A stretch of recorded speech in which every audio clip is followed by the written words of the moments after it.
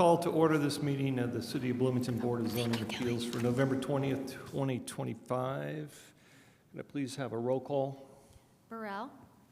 Here. Fernandez. Here. Cutson-Cow. Here. And Throckmorton. Here. And we do have minutes from October 23rd, 2025, which were supplied. Do we have a motion for approval or amendments? Motion for approval of the minutes of October 23rd, 2025. Kusenko, second. Call the roll. Fernandez. Here. Yes, sorry. That's okay. Cutson-Cow. Yes. Throckmorton. Yes. And Burrell. Yes. 4-0, thank you. Okay, Do we have any reports, resolutions, or communications before we go through the petitions? no. Okay. First, let me give you those that are being continued, then I'll give you a list of the petitions we're going to hear tonight. Realize, of course, that as we approach the 9 o'clock hour, we may have to provide some leeway due to the technical issues here. We are getting started, for the record, 40 minutes late. So the first order here is the petitions to be continued to our meeting on December 18th, 2025 will be the petitions of AA-17-22 Joe Kemp Construction, LLC, and Blackwell Construction, Inc., CU-33-24 Hat Reynolds, LLC, V-42-25 Greystar Development Central, LLC. Tonight, we will be hearing the following petitions. CU-33-25. I think it's Wiley Engineers, is that correct? Y? V-44-25 Foreign Auto Connect. CU/V-4525 Apostolic Church of Jesus Christ. V-48-25 Bledsoe Reichert Cooper James. And V-49-25. Is it Ji Yong Lee? Is that right? Okay. All right. And the final will be V-50-25 Reina LJS LLC. Those are the petitions to be heard tonight. Do I have a motion? Yes. I have a motion for to move CUV-45-25 Apostolic Church of Jesus Christ to the beginning of the petitions. Do I have a second? First and second to move the Apostolic Church of Jesus Christ to petition to the first position tonight. Can I have a vote taken, please? Cutson-Cow. Yes. Throckmorton. Yes. Burrell. Yes. Fernandez. Yes. Thank you. Unanimous, therefore we can move it. So to start then, we will start with CU/V-45-25 Apostolic Church of Jesus Christ. Are the petitioners here? Just want to make sure they're in. Okay, thank you. We'll go first to the staff for a report.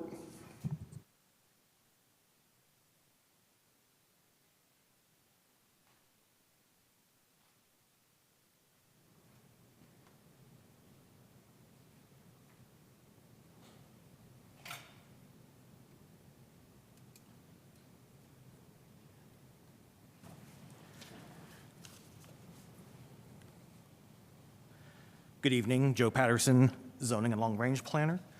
Before us is the Apostolic Church of Jesus Christ, located 1100 East Miller Drive. And they're requesting conditional use approval for a place of worship, as well as a variance for minimum sidewalk and tree plot width standards to allow the expansion of the church in a residential medium lot R2 zoning district. As you can see, this church is located at the southeast corner of the intersection of East Miller Drive and South Olive Street, and also a portion of it extends to the east to South Highland Avenue. There's one lot to the east, located at 1240 East Miller Drive, that is zoned mixed-use neighborhood scale, which is a child care learning center and daycare. The property itself has been developed currently with a 4,500 square foot church, which has been there for many decades. There are parking areas, one accessible by drive cut on East Miller Drive, as well as one on Highland Avenue. And the conditional use for a place of worship was granted by the hearing officer in July to facilitate the planned expansion. However, that approval had a condition that required a compliant sidewalk and tree plot along Highland Avenue. And due to engineering design difficulties encountered with that existing drainage system and topography along Highland Avenue, petitioner is now requesting a variance from those sidewalk and tree plot standards, which necessitates a new conditional use as well.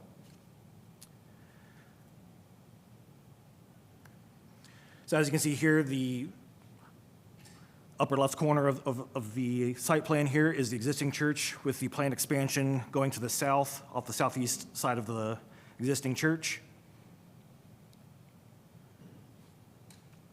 And along East Highland Avenue, there is currently an existing approximately 5-foot wide sidewalk, and the plan is to rather than what the Transportation and Unified Development Ordinance require, which is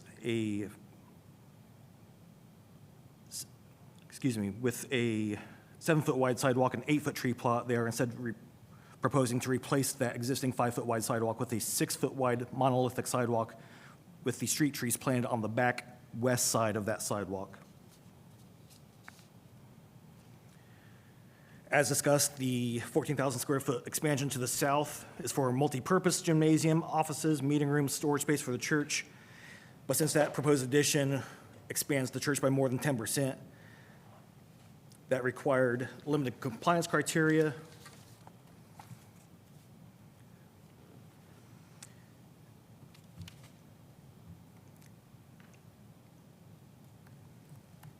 Here you see the existing church building, and then going south along Olive Street, you see the southeast side of the church. The 2 existing homes there will be demolished as part of this project to facilitate that expansion. The existing sidewalk on Olive Street stops there at that current utility pole. However, that sidewalk will be continued along the entire frontage there for the church.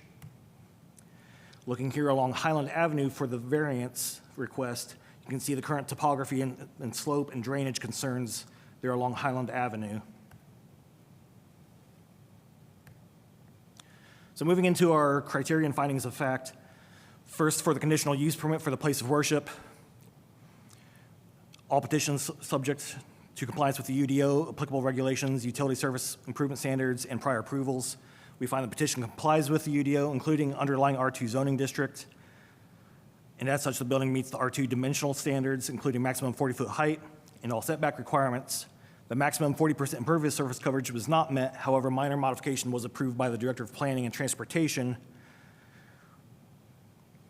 to allow for that impervious surface coverage to be met. Landscaping plan provides for a landscape buffer and fencing between the place of worship use and adjacent dwelling uses. The existing proposed church building and proposed church buildings are to utilize existing utilities and services and shall comply with utility service and improvement standards. Proposed changes to the parking area will satisfy requirements set in the UDO and no other applicable regulations other than we've already discussed regarding the prior conditional use approval. For consistency with the comprehensive plan and other applicable plans, we find the proposal is consistent with the goals of the comprehensive plan for facilitating religious assembly within neighborhood residential. Church building, as discussed, has been there for many decades. The comprehensive plan states that neighborhood residential, the land use that includes places of religious assembly can be appropriate in this area. Regarding the new building massing, the comprehensive plan states that there are no more than 3, but most often 2 stories or less, and have natural or landscape front, side, and rear yards. The proposed architectural building styles will meet that wide range of architectural styles as a characteristic for that neighborhood and zoning. Public streets, sidewalks, other facilities provide good access to other uses within the district and provides additional land development policy guidance per the land use development approvals to optimize street, bicycle, pedestrian connectivity to adjacent neighborhoods, create neighborhood focal points, and these could include such elements as neighborhood serving land use. They should convey a welcoming and open to the general public environment, and additional criteria include that we ensure the appropriate linkages to neighborhood destinations are provided and respect historic and environmental assets through site design, transportation networks, and architectural design standards. For providing adequate services and facilities, as we discussed, public service capacity exists. The church expansion plans to utilize existing water connections from the homes to be demolished as part of this project. Existing water main and pressure are sufficient. Expansion will install new and refurbish existing sidewalks, which improve pedestrian connectivity and safety. The planned alternate design for the Highland Avenue frontage provides adequate pedestrian street tree capacity while mitigating the engineering and design complexity that would exist with the traditionally met design. Any changes to utility service will be reviewed and approved by City of Bloomington Utilities, and to date, there have been no such problems identified. For minimizing and mitigating adverse impacts, we find there are no known regulated environmental features on the site, and although the church is listed as a contributing structure, the proposed addition will not trigger demolition delay. We find there's no nuisance regarding noise, smoke, odors, vibrations, lighting, or hours of operation. At the neighborhood meeting originally for this project, there were notable concerns from residents and attendees regarding lighting, parking, and disturbed natural features. However, those were discussed and appeared to be addressed satisfactorily. For a rational phasing plan, there is no phasing plan for this proposal. And moving on to our criterion findings for the development standards variance. Again, this is for the Highland Avenue frontage for the minimum width for the sidewalk and tree plot. First condition, that the approval will not be injurious to public health, safety, morals, general welfare of the community. We find that the requested variance is not expected to be injurious to the general welfare of the neighborhood and community. There will be little impact to the overall safety to the public as a result of the requested variance. Pedestrian capacity will be maintained and improved with a wider sidewalk than the current facility. And the need for the variance is due to the result of a complex drainage layout along the Highland Avenue frontage, of which installing a fully compliant sidewalk and tree plot would cause a substantial and unreasonable burden on the project for the petitioner. And this land use is protected under the Religious Land Use and Institutionalized Persons Act of 2000. Second, for the use and value adjacent to the property included in the development standards variance, we find that the granting is not expected to impact the use and value of the area adjacent in a substantially adverse manner. The petitioner designed the sidewalk and tree plot to be compatible with the character and needs of the neighborhood to the maximum extent practicable without being an undue or impractical financial burden on the owner. Third, that the strict application of the terms of the Unified Development Ordinance would result in practical difficulties in the use of the property. We find that it would result in practical difficulties in the use of property, as it would require substantial engineering and costs to install a fully compliant sidewalk and tree plot. The peculiar conditions associated are the existing drainage system and current topography along the Highland Avenue frontage. And this variance further meets language and requirements within the Religious Land Use and Institutionalized Persons Act that prohibits zoning laws that would unreasonably limit religious assemblies, institutions, or structure, and would accomplish this via the least restrictive means of furthering a compelling governmental interest. So having gone through our findings of fact for both the conditional use and variance, the department recommends that the Board of Zoning Appeals adopt the proposed findings and approve this conditional use and variance with the following conditions. As noted in the staff report, 1, 2, and 3 were there. The fourth is an addition from staff. The first condition is that the conditional use and variance approvals are limited to the design shown in the packet. A staff-level minor site plan and site development permit are required prior to any site disturbance.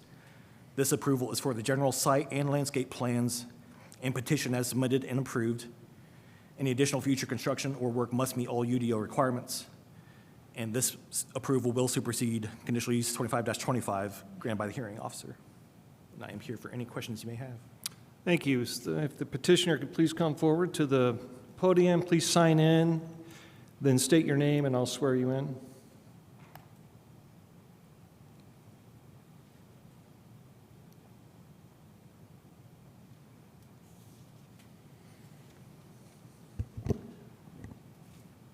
Your name? Daniel Butler, Bynum Fanning & Associates. Do you affirm that the testimony you're about to give will be the truth, the whole truth, and nothing but the truth? I do. Okay, you have 20 minutes to use for presenting your case. Anything that you don't use now, you can reserve and use that before we have any final action. Please. For the respect of the rest of the cases for the night, I won't add much here. We've worked hard with the planning department to try to find different resolutions for the sidewalk along the east side, and this is what we came up with as something that would work, and found a practical difficulty with the drainage path that's going through there. With that, if there's any other questions, I'm happy to answer them. Back to the board. Any questions for the staff and or the petitioner? Seeing other, we're back to the public. Is there anyone in chambers who would like to address this petition? If so, please come forward, sign in. Seeing none, do we have anyone online? If you're in Zoom and you would like to make a comment, you can raise your virtual hand or send a message to the host. I see no comments on Zoom. Nobody on Zoom. Any final comments from the petitioner? You are afforded a final comment if you'd like. Okay. Back to the board for action. Do I have a motion? I have a motion to approve CU-V-45-25 with the following conditions, 1, 2, and 3, as stated in the packet. There was a fourth condition added only in the presentation. Is it okay to include that condition as well? Yes, but Can you repeat that, the condition? Yep. The fourth condition is to supersede. supersede a previous approval for this site. It was, I think, CU 2525. Yes. Okay? Thank So you. the 4 points, first and a second, is that correct on that? Call the question? Oh, I forgot it was me. All right. Throckmorton, Yes. Burrell, Yes. Fernandez, Katsinko. Yes. Thank you. Thank you. All right, with that, we will go to the CU-33-25. Give me a second to get there. Petitioners here in chambers, yes? That's, yeah, I just want to make sure. St. Remy, homeowners, okay, thank you. All right, can I please have a staff report?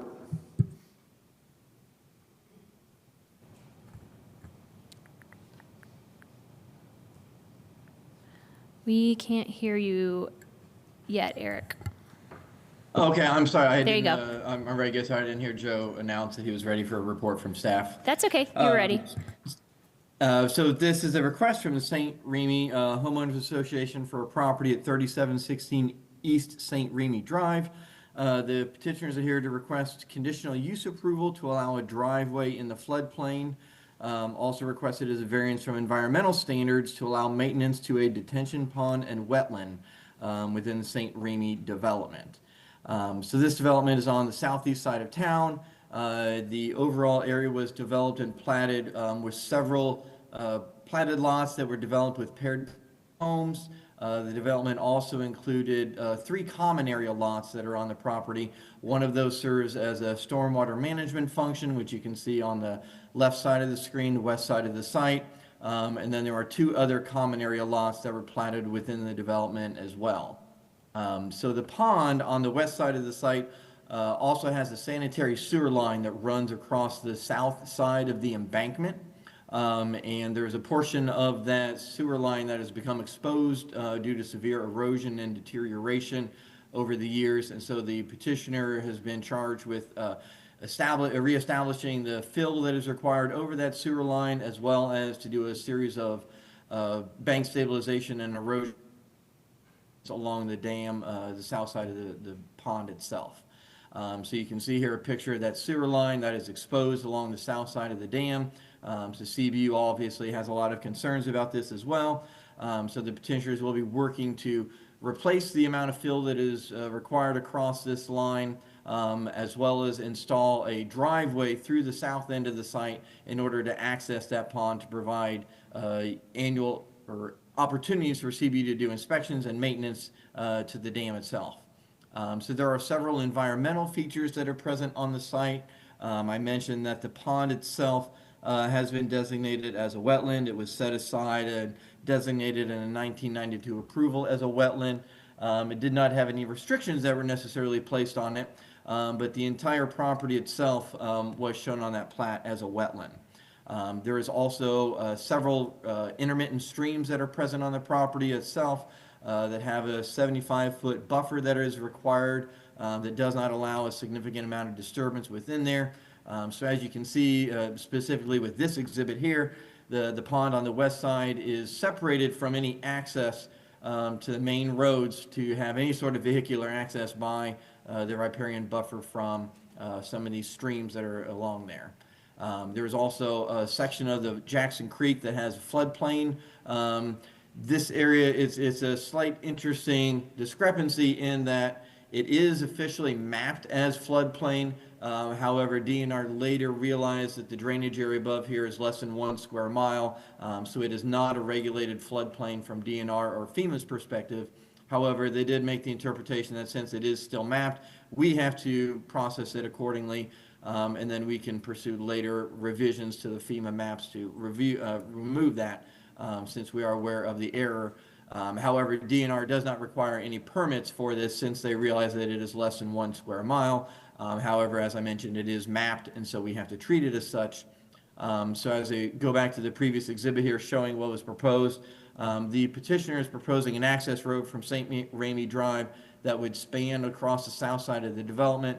A portion of that would cross into land on the county that is owned by an adjacent petitioner or adjacent property owner. That's not part of this, but portion of the floodplain does extend on this property, and so we have to process it that accordingly. There are also several wetlands. In addition to the main pond itself, there are several other wetlands that are scattered around the property that were identified in a wetland delineation study that will be slightly impacted by the presence of the road. The Unified Development Ordinance does not allow any disturbance to wetlands. However, given their location, they prevent any access to the location of the pond or the access drive in order to get back there. And so given their location of all of these features, both the wetland, the riparian buffer, and the floodplain, the petitioner has to seek a variance from the environmental standards of the UDO in order to allow for this access road that is proposed to get to the south side of the dam. So we've been working with the petitioner for quite some time to come up with a remediation plan. The overall project will involve the construction of the access road as well as moving the spillway to the west to get it away from the sewer line and where that erosion is. So that is one scope of the project. This will also involve a remediation plan in order to allow new plantings to be planted around the dam itself, as well as around the access road and the wetlands that are through there.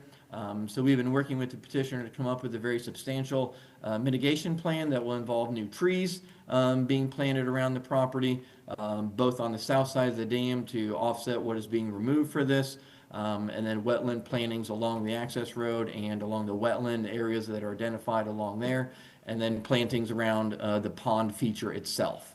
So this approval would also establish a buffer. It would define a buffer for the wetland area around the pond itself and allow maintenance and other disturbance activities outside of that disturbance area for the wetland, but would protect the areas around the pond that have been delineated as a wetland. So as I mentioned, the location of a lot of these environmental features really encumber the site and prevent any access to the south side of the dam without working through those environmental features. We've been working with the petitioner for several months to come up with a mitigation plan to offset these disturbances. So this mitigation plan certainly goes a long way toward addressing the findings, in regards to being injurious to the public health, safety, morals, and general welfare. As I mentioned, the location of all of these features presents any access there, and certainly fixing the exposed sanitary line has great benefits to the community as a whole. We do not find any negative impacts on adjacent uses or value as a result of this. Certainly this would allow for the sanitary line to be fixed, which is a great benefit to the community and adjacent uses as well. And the establishment and protection of the wetland and other environmental features is certainly a benefit to the uses and value adjacent to this as well. And then again, as I mentioned previously, the location of all of these environmental features prevent any access to the south side of the dam. There was not an access road or drive that was installed with the initial approval or development, and so there was no access provided. So this would allow a limited access road to access that area of the dam to allow for future maintenance and inspection. So that's certainly a benefit. And as I mentioned, the location of all of these environmental features would not allow for any access to the south side of the dam, which is an essential component to fixing the sewer line exposure and the dam itself. So we did find that this meet all of the findings that are required within the Unified Development Ordinance for the development standards variances, as well as the conditional use approval to allow for the drive in the floodplain. And we are recommending that the board adopt the proposed findings and approve the variance with the 8 conditions that are listed in staff's report and I'm happy to answer any questions. Okay, thank you. Sorry.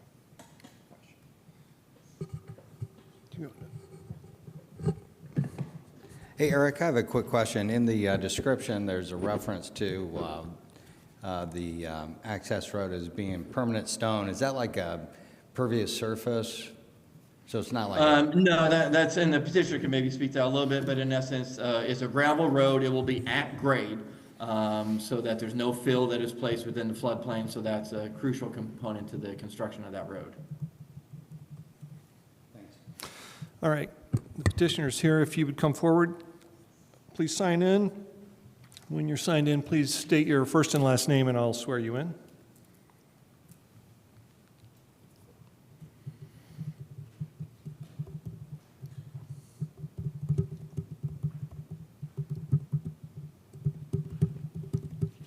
My name is David Welch. I'm the president of the St. Remy Homeowners Association. Do you affirm that the testimony you're about to give will be the truth, the whole truth, and nothing but the truth? I do. Okay, again, you have 20 minutes. Whatever time you don't use will be in reserve. You can address, using that time, you can address the board before the vote. Thank you. Thank you. We stand by the staff's report. Our engineers are here to provide technical assistance and answer any questions. We've worked long and hard with the city and their engineers and the staff, and believe we've addressed each and every issue raised, and this is a matter of health and safety. So we seek your unanimous approval. Thank you. Now, before we go to the public, we have another question. yeah, this is a question for Judge Welch. I'm just curious. I mean, this is a big investment that has a lot of public benefit, you mentioned, but do you, if it's possible, how much are you guys having to invest to make this fix? You're asking how much? Yeah. I've worked with the past two administrations seeking city assistance without success. We anticipate this will cost probably $400,000. Okay. Well, I think it's a great investment. I appreciate that your homeowners doing this. Thank you. Do we have any other questions from the board for the staff or the petitioner before we go to the public?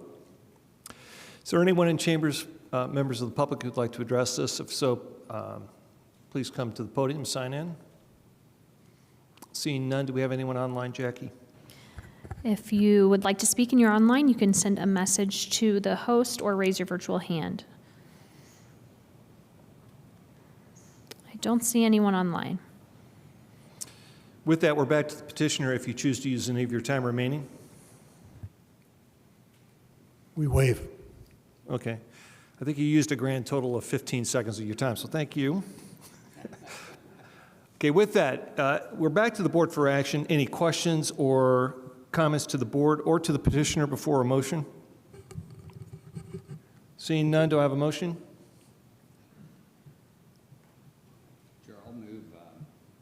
Sure, I'll move approval of CUV 3325, and adopt the proposed findings and the conditions as outlined in the staff report. And that would be the 8 conditions, correct? Correct. Thank you. Do I have a second? Second. Any final comments before a vote? Seeing none, I call the question.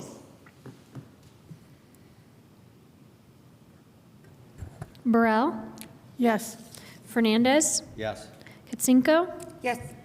Throckmorton? Yes. Thank you. The CUV-33-25 is approved unanimously. Thank you for your time and your patience. Thanks.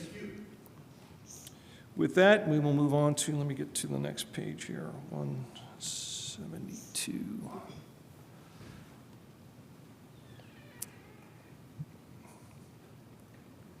Okay, this will be V-44-25.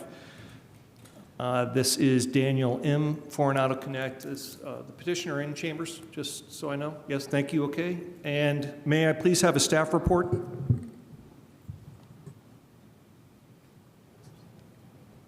All All right, good evening to the board. My name's Jamie Kreinler. I'm a newer planner here at the city. I met some of you back in September, but thank you for having me back to present this case. A little louder, I'm sorry. Okay.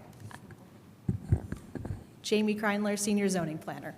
So this case, the petitioner is requesting multiple variances from the front parking setback and landscaping standards to allow the use vehicle sales or rental in the mixed-use corridor zoning district. The 2.21 acre property is located off West Bloomfield Road, and the properties across the street and to the north are not within the city's jurisdiction. To the east, the properties are zoned mixed corridor and residential medium lot. To the south is R2 zoning, and the properties to the west are zoned mixed-use medium scale. The property is currently vacant and was formerly occupied by Souders Landscaping. The site is surrounded by a mix of residential and business uses, and the comprehensive plan designation is urban corridor. Since the property has been vacant for over a year, the establishment of a new use is considered a change in use, and the site is required to come into compliance with the limited compliance standards of the UDO. The minimum front parking setback in the MC zoning district is 20 feet behind the primary structure's front building wall. There are existing buildings on the east and west sides of the site, and the petitioner is requesting variances to allow 2 parking spaces to encroach in the front yard parking setback along West Bloomfield Road, and 9 parking spaces to encroach in the front yard setback required along South Peachtree Lane. The landscaping variances relate to the parking lot perimeter trees and shrubs and the parking lot landscape islands. There are 101 display vehicle spaces and 8 customer parking spaces for a total of 109 parking spaces on the site, and this requires a minimum of 28 trees and 327 shrubs on the perimeter of the parking area with 21 large canopy trees. No new landscaping for the parking lot is proposed, and some of the existing vegetation are prohibited species. 11 landscape islands are also required, and none are shown on the plan. Foreign Auto Connect is a current business in the city of Bloomington, presently located at 1202 South Walnut Street, and the company is proposing to move to the subject address to have more space for the inventory of their used car sales. So now I'll go through the criteria and findings for each of the 4 variances. The first variance is from the front parking setback required along West Bloomfield Road, and this is from UDO section 20.02.020D2F. The approval of the requested parking setback variance on West Bloomfield Road is expected to negatively impact the public health, safety, morals, and general welfare of the community. The 2 parking spaces that are encroaching in the minimum front parking setback on the west side could be relocated to an alternate location on the site, which would offer greater protection to pedestrians and bicyclists in the community. The granting of a front parking setback variance along West Bloomfield Road is expected to impact the use and value of the area adjacent to the property in an adverse manner. The visual impacts affect residents and members of the community as a whole along this corridor by allowing a site design that is not desired with the goals of the UDO. The petitioner states that they need a total of 8 customer parking spaces to help their business, and this could be achieved by an alternate site design while meeting the UDO without a variance from the front parking setback along West Bloomfield Road. There are many locations within the site where customer parking can be provided, and there is no minimum parking requirement for this use. The second variance is for the front parking setback along South Peachtree Lane. Portions of South Peachtree Lane that are adjacent to the subject property are unbuilt. Due to the lack of development and connectivity in this area, the approval of the requested parking setback variance on South Peachtree Lane is not expected to harm the public. A determinate sidewalk variance was granted in case V-17-10 from the sidewalk requirement along South Peachtree Lane, and the zoning commitment was recorded with the Monroe County Recorder in June 2010. The granting of the front parking setback variance along South Peachtree Lane is not expected to impact the use and value of the area adjacent to the property in an adverse manner. There are not many adjoining properties on the east side of the site, and the existing parking areas are not visible from the adjacent residential properties. The petitioner intends to preserve the existing privacy fence as a buffer between the subject property and the adjoining residential homes on South Peachtree Lane. There are 9 parking spaces encroaching in the minimum front parking setback on the east side of the site, and it would be challenging to relocate these 9 parking spaces while still meeting the petitioner's need for parking spaces for their vehicle inventory. These 9 parking spaces along South Peachtree Lane are not highly visible since they are located behind a privacy fence that is unique to this site. Granting the development standards variance for the front parking setback on South Peachtree Lane will relieve the practical difficulties in this case. The third variance is from UDO sections 20.04.080 H1B and C, which regulate the parking lot perimeter trees and shrubs that are required. The approval of the variances from parking lot perimeter trees and shrubs is expected to be detrimental to the community. Parking lot perimeter trees and shrubs offer many aesthetic, environmental, and safety benefits, and the intent of the UDO is consistent with the city's climate action plan. The benefit of the required landscaping increases biomass within the city as a whole and benefits the entire community.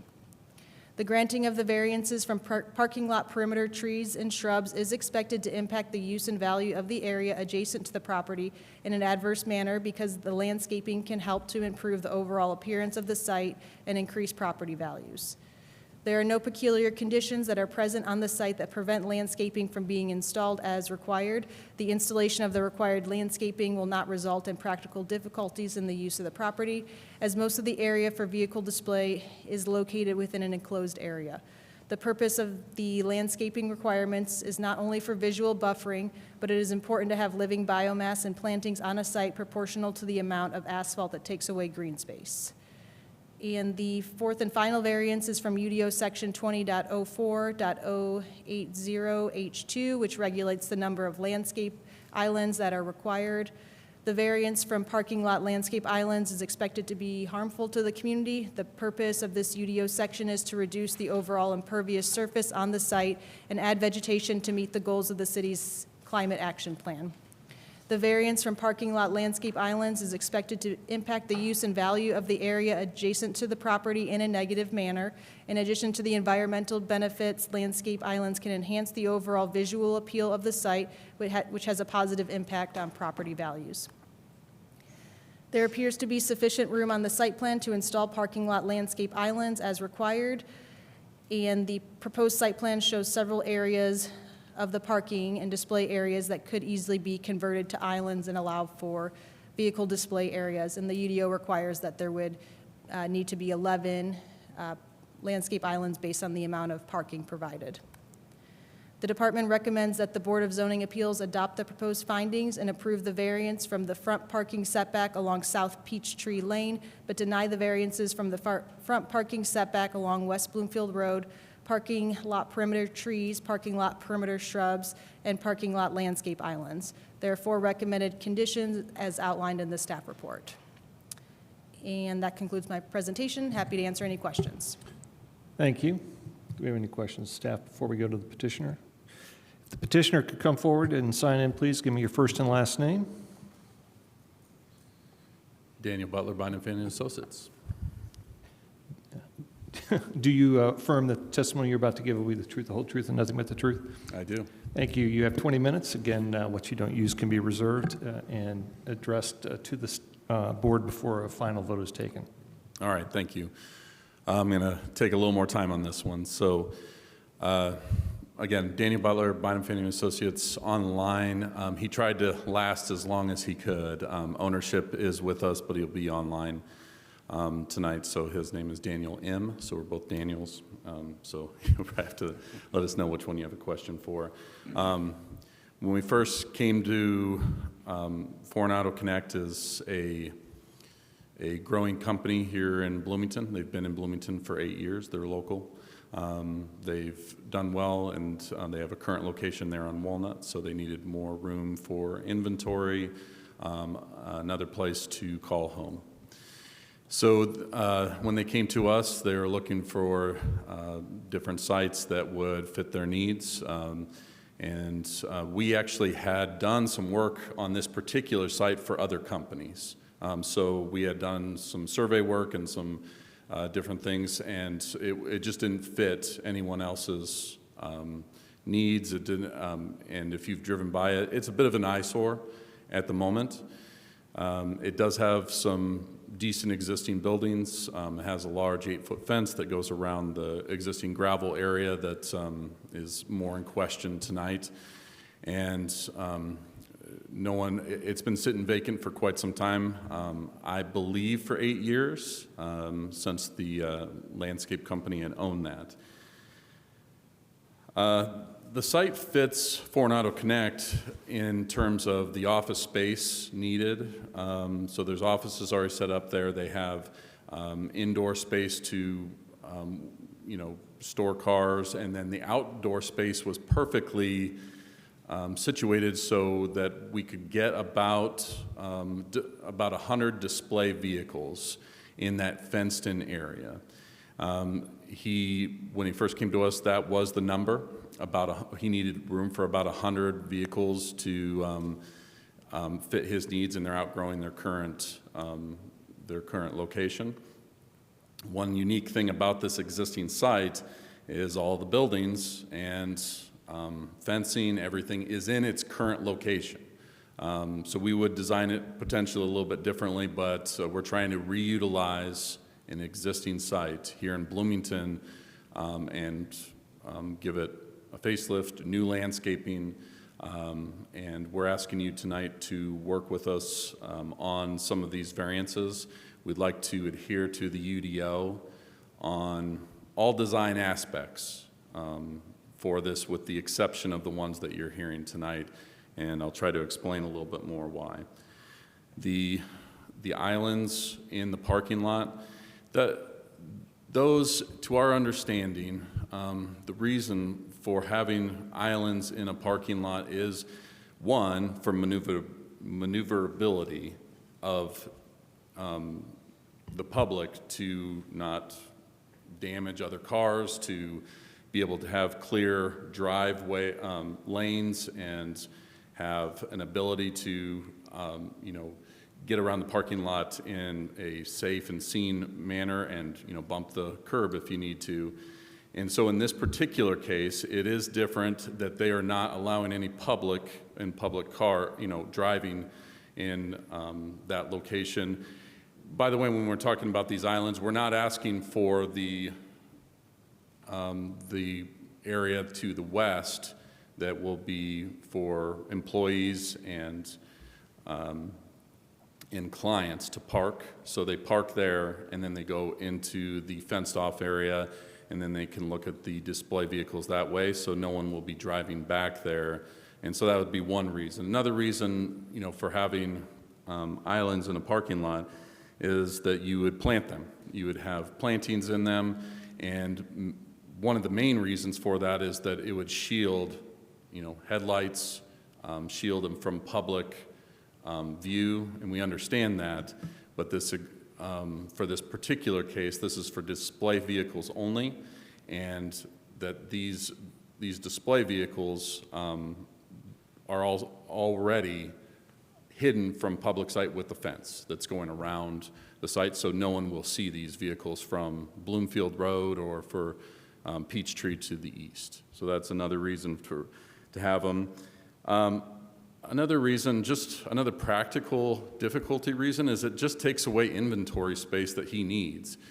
We are not asking to fill this, it's an existing gravel, but we are going to be paving it. We're not asking to go above and beyond what normal UDO parking places for, a typical parking lot for inventory. So we're not going to be cramming these in here in every corner of this site, but it would be, and that's, I believe you saw that in our site layout, that 100 fit, and we don't have to then, be putting them very tight together, and be, you can see that 100 fit without, and you still get the aisle widths that are required by the UDO, even though they're for display vehicles only. So we're not trying to do that, but we are. If you put in the islands, you'd take away 10 to 12 inventory spaces. And he needs that. He needs room for inventory, and so we're asking for that as a more minor reason. This has been submitted to CBU, and CBU does not need drainage in these islands. They're not requiring that. We're not disturbing enough to trigger any of those types of requirements. Also, another reason to have islands in a parking lot is for heat island effect, right? So we've gone through this on a couple of petitions that you've seen with me where you have display vehicles, and the question is, if you're going to put large canopy trees in islands, then you're going to have potential long-term, when these do actually grow up and get big enough to mitigate a heat island effect over asphalt, then you would have also the potential for damage on display vehicles, and it's a hardship. It's different than a normal parking lot. And in this particular case, so if you were to deny us and ask us to put in islands, then at that time, we would be asking you then for small trees, again, like we have in other of these type scenarios. And so we're asking you not to do that either. And in this case, it's different because in those other car dealerships that you've heard in the past, those are for public to drive through them. And so it makes sense to have them for the maneuverability, again, because people will be driving through. In this case, we won't have that. And so to mitigate the heat island effect, you'll only be getting the small trees, potentially, if we had to put it in, if that makes sense. All right, parking lot perimeter plantings. We do have a fence that goes around it now, and so those parking lot perimeter plantings are primarily for, again, shielding from the public view. This site is not in great condition, but at the same time, it is quite, it does have a lot of plantings on it currently. And so we're asking to do all of the other required landscaping. By the way, with all the current vegetations on the site, we are still planting 77 trees on the site with our proposed plan. So we're not asking to plant nothing. We're just asking in the east parking where the display vehicles will go that those requirements would be waived because of the uniqueness of existing site, reutilizing it, and having ability to be fenced off, and that would be for that particular use and not for a public parking lot, which some of these requirements are really for. The last one that I'll speak to. Oh, by the way, the site after our proposal will only be 51% impervious, so we're not approaching the maximum impervious by any means. We're not asking for that or to go above and beyond. So we are planting a lot. Other landscape requirements are here, and then also with the existing conditions on site. The last piece about the front yard setback along Bloomfield Road, that is a practical difficulty in that there is a grade that's out there now that we need to line up our ADA parking with the existing slope that's there now. ADA parking has a very specific requirement that you can't exceed certain slopes, and the site's already graded. And so it would be very difficult to try to put that elsewhere. And so you can see on our map that one of those two parking spaces that does go into that setback is the ADA, and that is really about the only place that we can put it. I'm not saying it's impossible to put it elsewhere, but if you are in that condition and need the front door, you don't want to be parking across the site and then coming to the office, if that makes sense, just because of the existing condition that the site is in. All right, I'll stop talking. I will let you guys answer. I'll answer any questions. I didn't get to everything that was in my letter that I had submitted to you, but those are some of the reasoning behind us asking for these 4 variances. Thank you. You'll retain about 9 minutes that you can use before any action is taken. Do we have any questions from the board to the petitioner or to staff? I do. Leslie Kosenko speaking. So for the front parking spaces, how many parking spaces are in the front of the building that are not enclosed in a fence? All of the customer and employee parking, which will be 8, will be on the west side, and those we plan on adhering to any requirements, landscaping, islands, or anything like that. Okay, and then my second question is,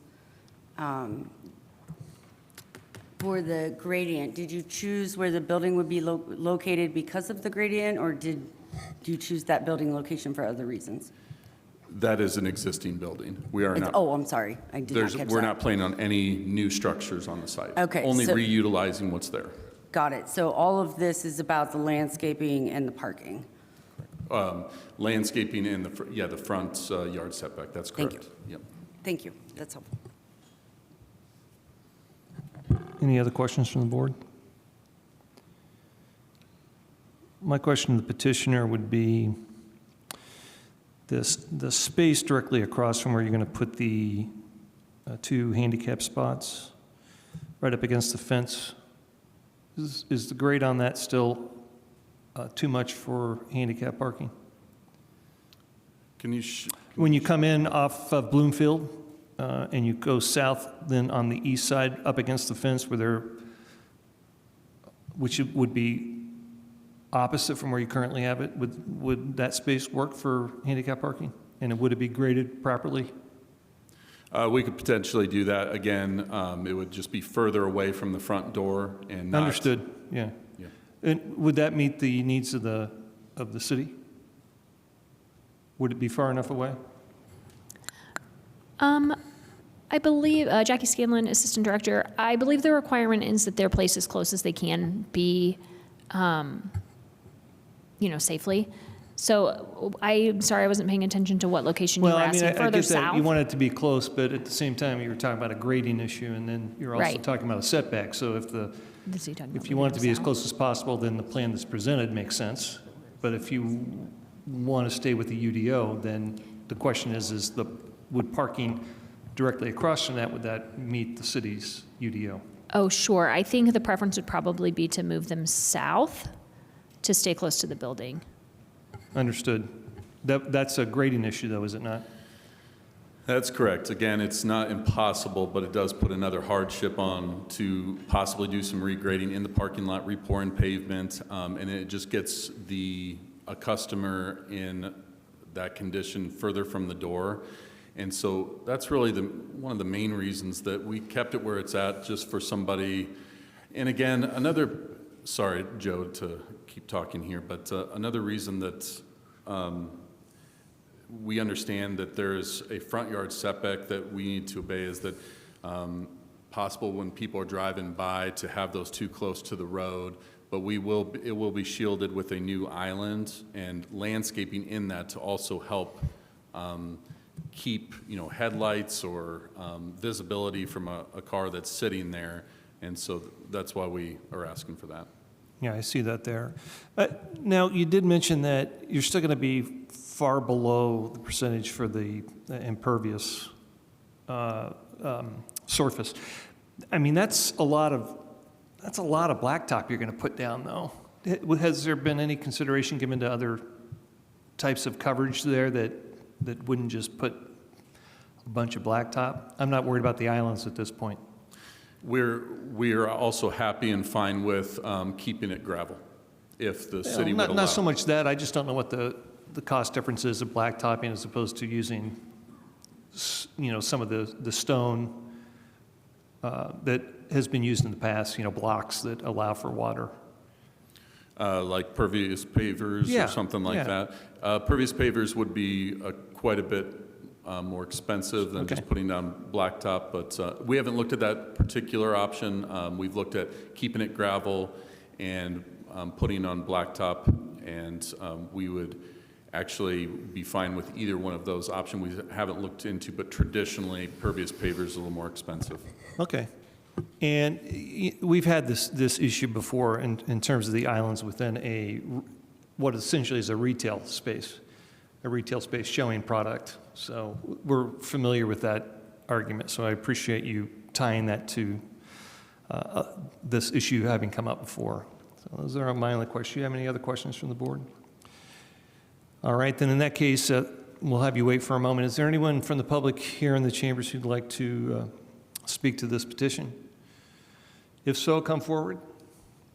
Seeing none, is there anyone online?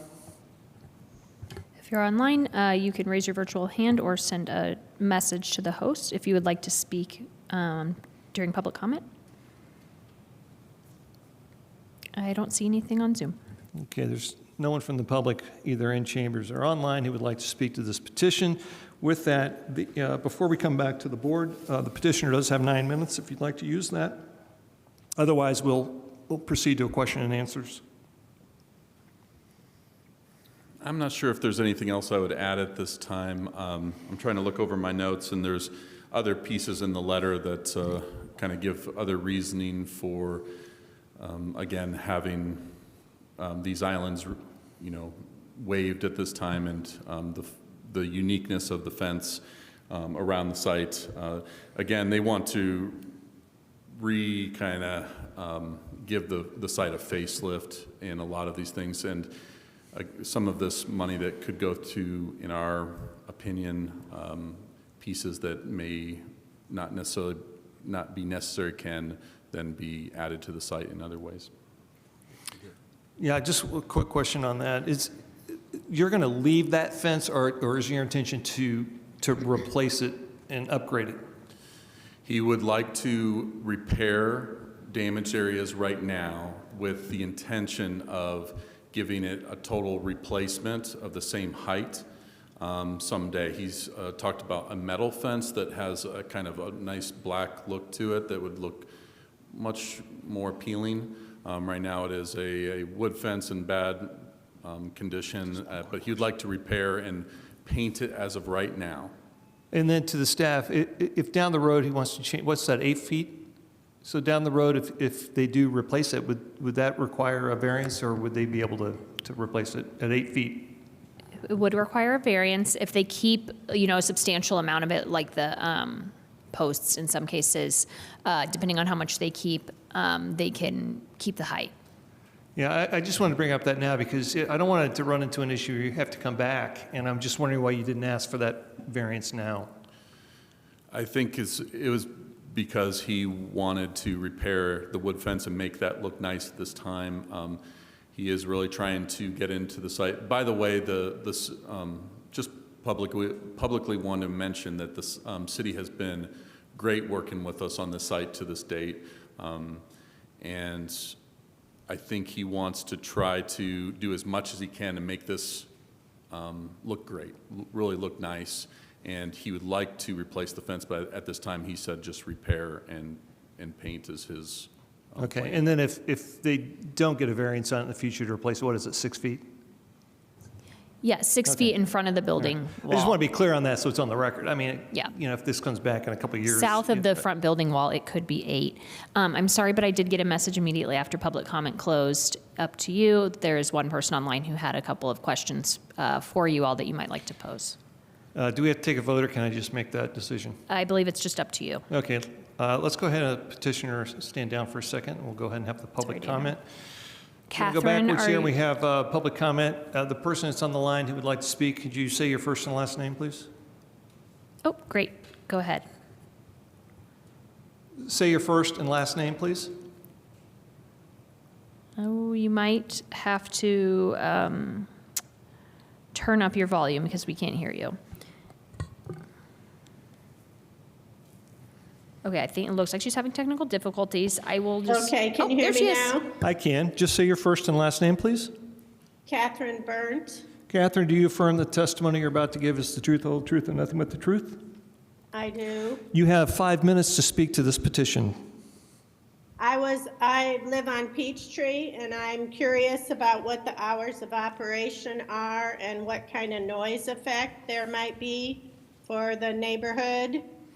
And I also wanted to clarify that fence would remain. I believe that's what he said, but I wanted to be sure that fence that's there would remain, and just wondered about the noise effect and the hours of operation.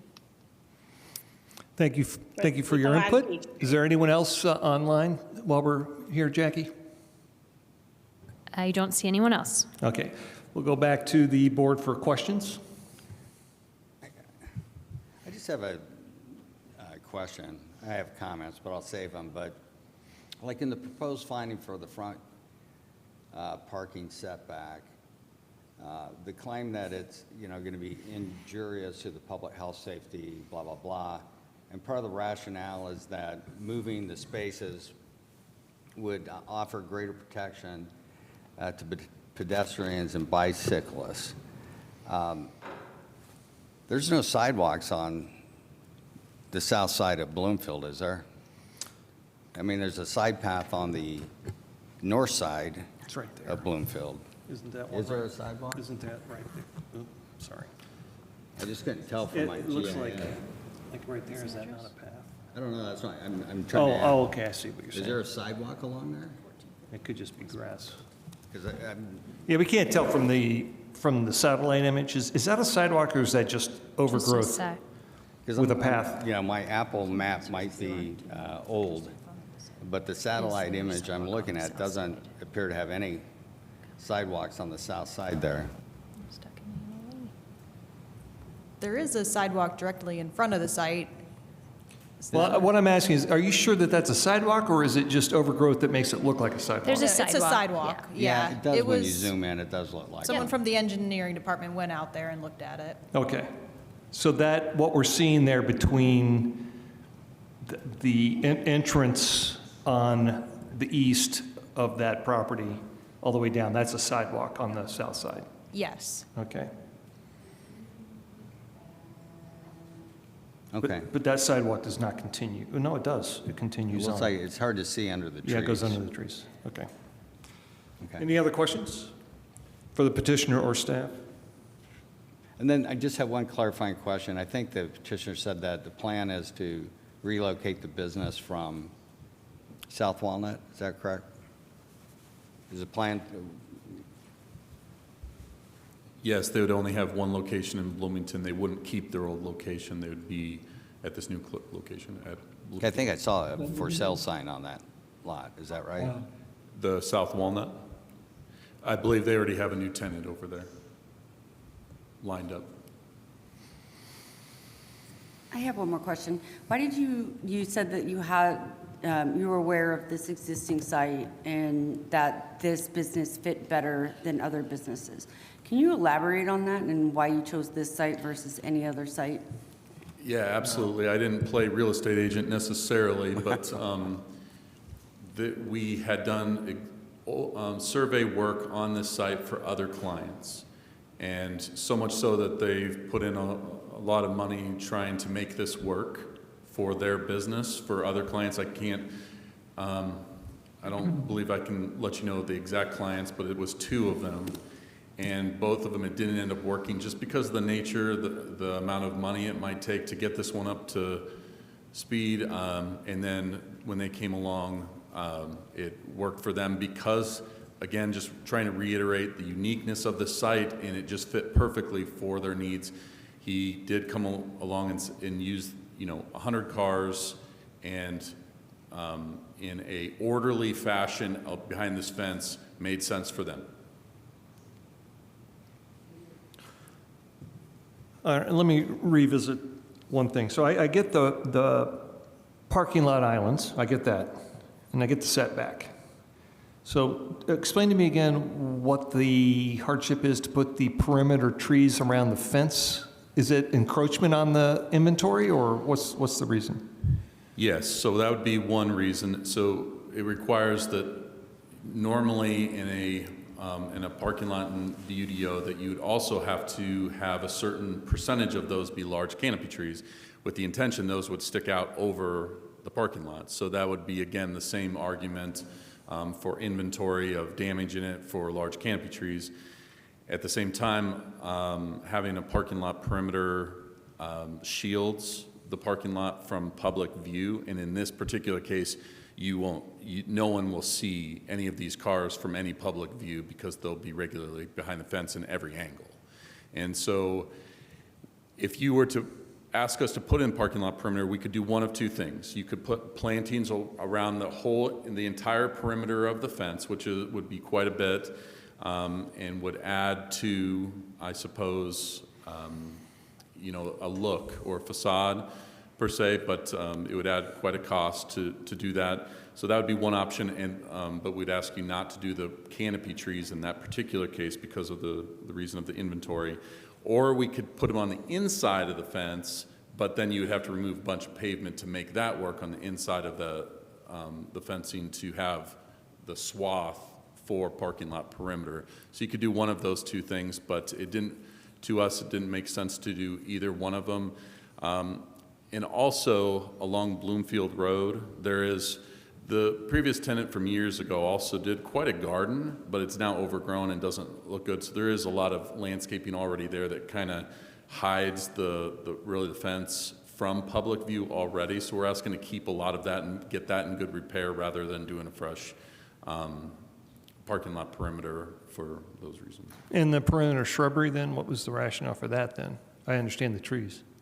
Yeah, so that would be that there's a fence already shielding the vehicles. So rather than from an aesthetic look, it was an issue of practical use of shielding, and you don't feel it's necessary. Okay. Correct. Thank you. Any other questions?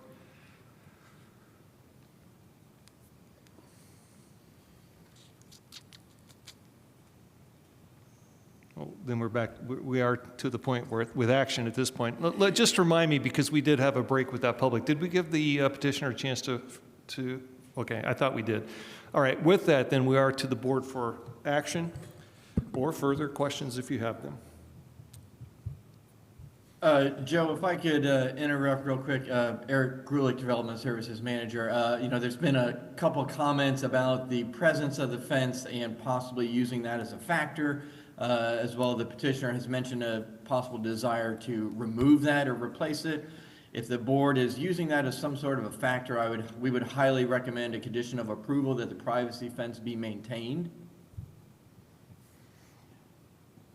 Is not the fence being there, Eric, part of their, I thought it was included in there that they had no intention of taking it down. I thought that was the...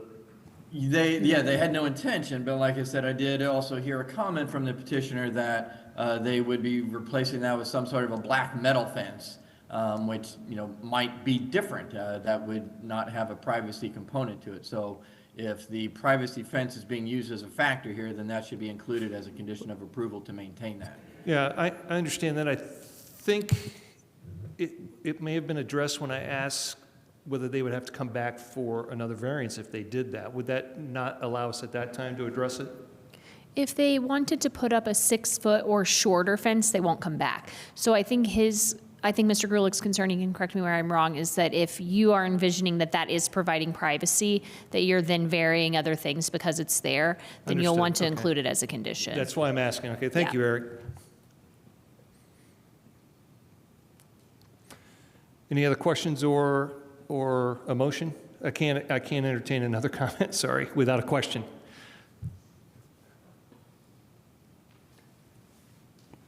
I'm not ready to make a motion, but I do want to make a comment. I mean, this is one of those, in my opinion, at least, one of those examples where you have a site that has been vacant for quite a while. And I don't even know what the previous use was on the site. And I can't imagine that it was radically different than the proposed use, given the layout of the lot. I mean, they must have been storing some kind of vehicles or equipment or something in that gravel area with the large warehouse there. But by changing the use, you're requiring, full compliance with the UDO. It's just a massive, in my opinion, disincentive for people investing in these kinds of redevelopment projects. I don't have a motion because, I can see some of the rationale from the staff's perspective, but I just always find, and I know it's required by law, but the terminology we use in these recommendations I just find bothersome when we talk about being injurious to the public health, safety, morals, and general welfare of the community. It just seems, I know that's kind of BZA speak, but it just never sits well with me. and that's just a comment. I mean, I don't, for me, I think if you're doing perimeter plantings, you're adding to some of the, landscaping and dealing with some of the, biomass improvement and heat absorption, et cetera. Because we've talked about these, large tree issues with a number of different auto dealer projects that have been before us just in the short time I've been on the BZA. So I just don't have a real issue with that.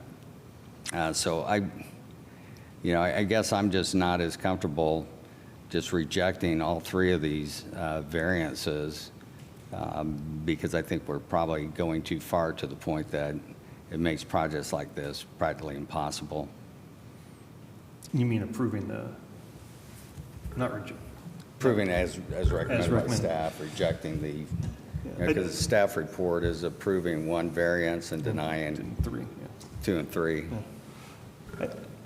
To address also, I'm sorry, were you going to? Oh, I was going to say, that I agree, and I've been zooming and scrolling to try to find a peculiarity to reference about this, and to me, the peculiarity, it could potentially, could the peculiarity be the safety of the retail merchandise? That the fence is required, therefore it's not necessary, I mean, it's a retail spot, but, I mean. Well, I think the retail issue is the thing that addresses the islands. that we've Exactly. had. So that to me would cover Right. I think- islands, that Yeah, I mean, I it's, think that we've it's an established inventory that. warehouse. Yeah. The issue that Eric brought up, a concern in the fence, and what's interesting about this too, John, is that along Bloomfield Road, there is that landscaping that's going to be done. And with that landscaping in place, you won't even be able to see the fence. So we are dealing with an issue where it's not that there's a blank canvas between the road and this fence. And there currently exists landscaping. They are going to put landscaping in. If I'm looking at the plan right, there's landscaping on the plan. Yes. So I'm not terribly concerned. I was more concerned about the issue of coming back asking to maintain an 8-foot fence, whether it's see-through, partially see-through or what. So, I don't have a real big issue again with the setback if it addresses the handicap parking. I don't have an issue with the perimeter trees because the fence is already going to be shielded by landscaping. The issues about perimeter planting on the south side of that is there's nothing but trees behind it currently. So, I do think that the spirit of the UDO is alive in what the petitioner is asking for. So, I can see the BZA being able to still meet the goals of what our board is here for by granting some of these variances. I would just need a motion, though, when we get to that point. I'll motion for I'm going to get the number wrong, V-44-25 to approve approve number 1 and 2, 3, and 4, and then state that if the fence is changed, that over 6 feet, that the petitioner would have to return. We would have to amend the Yeah. findings. So okay.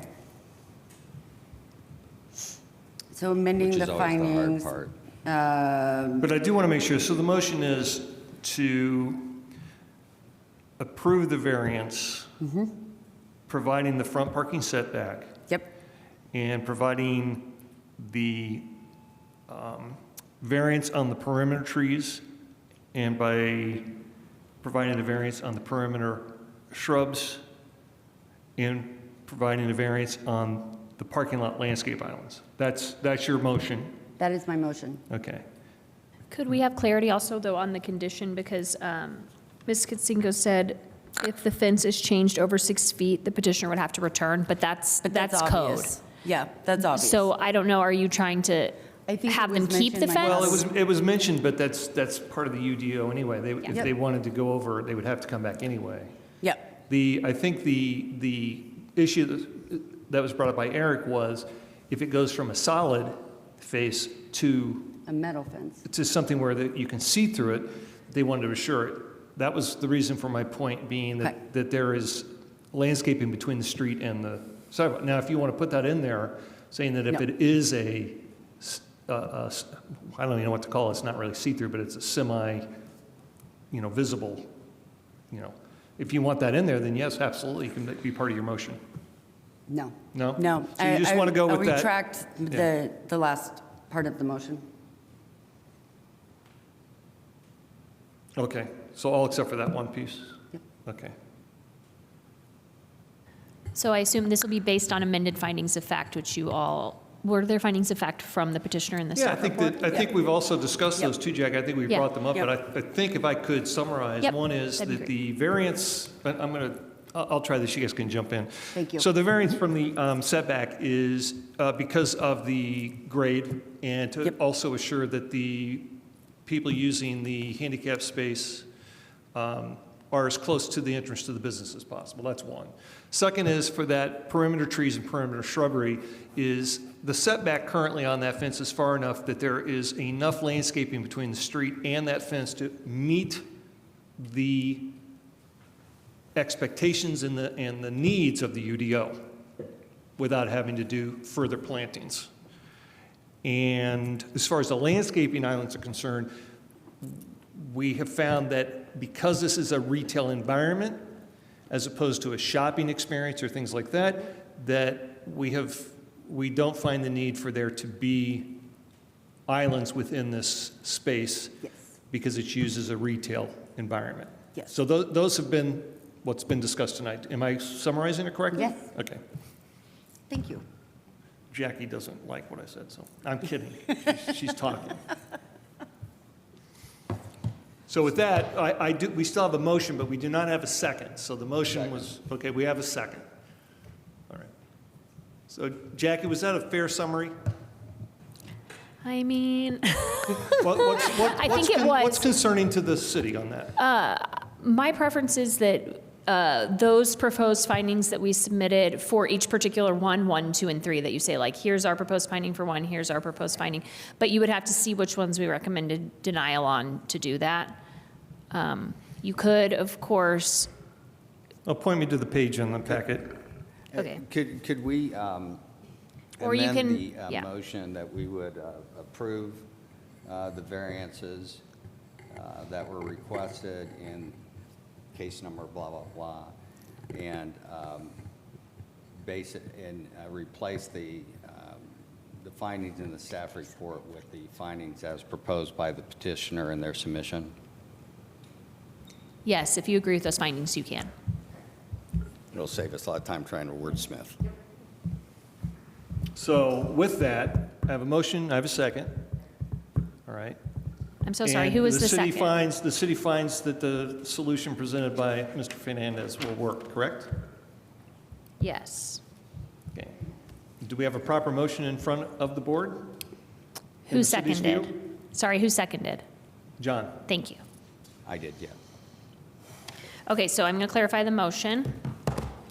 Approve the front setback variance, perimeter trees, perimeter shrubs, and islands variances, so all 4 of the requested variances, based on the petitioner's submitted findings of fact, Yes. with no conditions. That's what's in front of us. Yep. So we do have a valid motion, a valid second, and we do have findings of fact. With that, I'll call the question. Burrell, Yes. Fernandez, Yes? Katzinko, Yes. Throckmorton. Yes. Thank you. I'd just say thanks to the ownership for making that improvement and investing. I'll go forward, I'll go further, and I'll put on the record that we need to address car lots. Because this is, It's a constant issue. this has come up quite a bit. Okay, thank you for your patience on that, and I appreciate it, and if I had realized, I would have put you together. I didn't look that far, sorry, my fault. Okay, so we're on to the 4th petition. Does anyone need a break? It's been an hour. We good? Yes, please. Can I have a 5-minute break, please? we stand. Before we do in- that, can I just make a comment? For the next petition, V4825, I don't have any kind of financial interest at stake here, but since this involves the property in the Trades District, I'm going to recuse myself. Okay. So you'll come So I'm gonna back, get a you'll come, longer break. yeah, you'll come back on 4925? Okay. Maybe. All right, let's take 5 minutes. We will reconvene at 35 minutes after.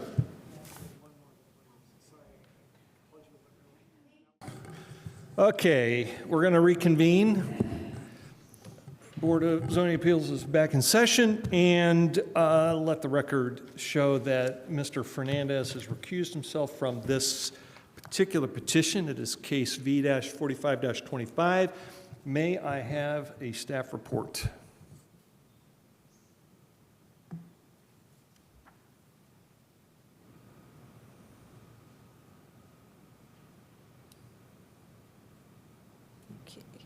Okay, thank you for your patience. So in this case, the petitioner is requesting variances from architectural standards and minimum landscape requirements for a hotel or motel use in the mixed-use downtown Showers Technology Zoning District. The property is part of the Downtown Overlay District as well as the Bloomington Trades District. The surrounding properties to the north, east, and west are also zoned MD/ST, and the adjacent properties to the south are zoned mixed-use downtown core.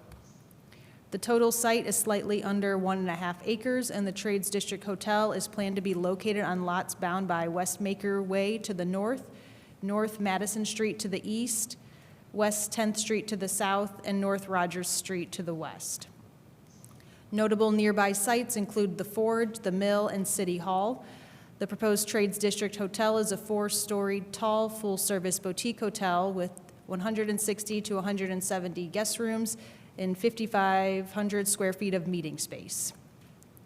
The hotel lobby and primary hotel entry will be located on the eastern portion of the first level along West 10th Street.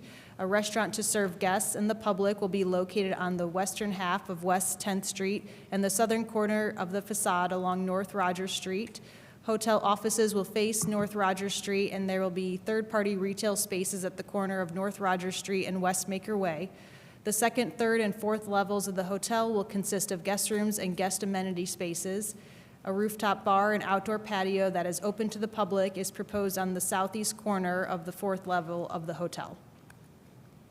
The first level of the hotel will consist of masonry and glass with limestone accents. The upper levels of the Trades Hotel will consist of glass, rain screen paneling, and metal accents. The petitioner is requesting a variance related to the upper floor step backs for parts of the west and south facades. The petitioner is also requesting a variance from the minimum landscape regulation, which is 15% in the MD-ST zoning district. The open space diagram shows that compliance with the 15% minimum landscape area would require about 8,900 square feet of landscape area. The petitioner is providing about 6,200 square feet of landscape area, 4,900 square feet of outdoor space, and 9,500 square feet of green roof area.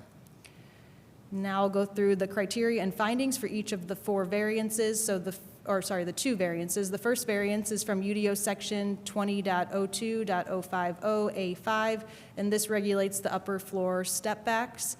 The approval of the variance from the upper floor step backs on portions of the west and south facades is not expected to be detrimental to the public. The extent of the requested zoning relief is not very substantial. On the west facade along North Rogers Street, upper floor step backs are included on the south and north ends.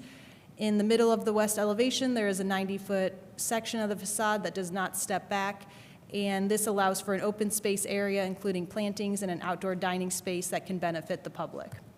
On the south facade along West 10th Street, there is a 65-foot wide section of the elevation that step backs 2 feet 6 inches at the 4th level. This does not meet the 15-foot step back requirement as outlined in the UDO, and the granting of this variance is not expected to impact building safety. The granting of the upper floor step back variance along portions of West 10th Street and North Rogers Street is not expected to impact the use and value of the area adjacent to the property in an adverse manner. The Trades District Hotel is expected to add value to this currently undeveloped part of the Bloomington Trades District, and the hotel was designed to fit with the character of the existing Forge building and the northeastern portion of this block. The site is unique because it has 4 frontages. West 10th Street is a curved road, and the proposed building roughly follows this curve, which is a peculiar condition to the property. Step back and other architectural features have been incorporated throughout the remainder of the building to meet all the UDO requirements. The second variance is from the minimum landscape area, which is outlined in Table 4-4, and this regulates the downtown character overlay dimensional standards. The approval of this variance is not expected to be harmful to the community, as shown in the open space diagram. Roughly 6,200 square feet of landscape area is provided, which is approximately 10% of the total project area, 10% of the total project area. Green roofs are also included to provide additional plantings, which supports sustainability goals and enhances the overall character of the Trades District. The granting of the variance from the minimum landscape area is not expected to impact the use and value of the area adjacent to the property in an adverse manner. The Trades District Hotel will provide landscape areas, outdoor spaces, and green roofs, which is intended to have a positive impact on surrounding properties. The strict application of the terms of the UDO will result in practical difficulties in the use of the property because it would limit a buildable design or a building design that is able to accomplish the intentions of the UDO. The provided landscape areas and outdoor spaces combined exceed the 15% requirement, which meets the spirit and intent of the UDO. The department recommends that the board adopt the proposed findings and approve case V-48-25 with the 3 conditions outlined in the staff report. Thank you. That was an excellent report. Very nice. Thank you. Is petitioner with us? If you would, sign in at the podium and then state your first and last name. Hello, my name's Dustin Egging. And do you affirm that the testimony you're about to give will be the truth, the whole truth, and nothing but the truth? I do. When you are ready, you'll have 20 minutes. The time you do not use will be held in reserve to use before any action is taken by the board. I'm not going to take up a lot of time. Thank you for that excellent summary. Can't really say it better myself, so I'm not going to try. The 2 variances that we are seeking related to the landscape area and the setback are kind of related in and of themselves, as explained on the Rogers elevation. Our ability to create more landscape area prevented us to create a step back for that particular section right there. We believe that the providing green roof areas does go towards the sustainability characteristics, and also the overall plaza areas that are associated with the hotel are improvements or provide public access or amenity for that property. Same thing for the south facade, where directly adjacent to that will be an area for outdoor dining, which is also another public amenity provided by the overall property. Okay, thank you. Thank you. Is there any questions from the board before we move on? Okay. Do we have anyone here in the public who'd like to address this petition? Anyone in chambers? Also, please check to see if anyone online would like to address. If anyone online would like to speak for public comment, you can raise your virtual hand or send a message to the host. I don't see anyone online. Okay. With that, we are back to the petitioner if you have anything further to say, even though nothing's been brought up. Okay. So we are back to the board then for action. Questions, comments, or a motion? I have a question on the retail space. How many retail spaces and what types of retail spaces? There will be retail space associated with the hotel itself. Okay, exactly. And that is on the south side. That will include a full service restaurant. And then on the north side, along Maker's Way, there are 6,500 square feet of retail space that's designated. That will be third party. not necessarily associated with the hotel. But that has not been determined yet. Okay. Also, I'll make the comment that we did just have a petitioner in, was it about 4 months ago, for the development across the street? That if it does go through, I mean, this will actually blend into that Yep, I new agree. development nicely. I'll make that point. So I am just curious, is there a brand that's associated with this new hotel, or is it just? There are brands that they're talking to. Nothing to share with us at the moment? I was just, it was curiosity, it doesn't have anything to do with it, so. Yeah, the intent, though, is to, it would be to provide an upscale or upper scale hotel property. I guess what I'm asking, it would be something associated with like a national chain or something? Correct, As yes. opposed to locally owned and operated? Correct. I was just curious, thank you. I understand you need to keep some of that close to your chest. Okay, so I'm to the board for action if there's no further questions. Yes. I will like to make a motion that, that we, after the adopt the proposed findings and approve V-48-25 with the 3 following conditions as presented per staff. Do I have a second? Second. Any further discussion? No. Seeing none, I call the question.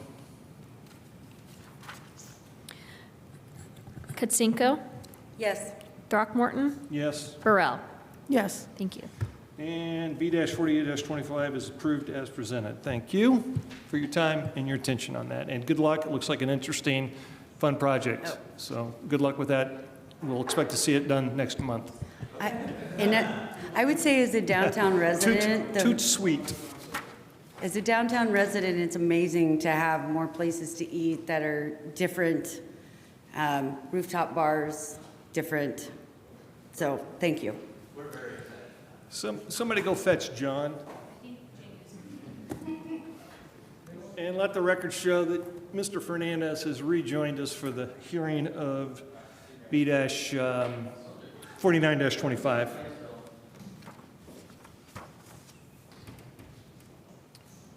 All right, so we may not have to ask for extension tonight, okay? We're 10 till 8, let's see how we do. This is case B-49-25. I think the record is something like 7 cases or something. We'll see how we do. Okay, with that, can I have it's the Zhiyang Li, I think, Zhiyang Li, okay. So with that, we'll have a staff report. Certainly, while I'm pulling up the staff report, I'm Gabriel Holbrow, zoning planner. I'll be presenting the staff report here.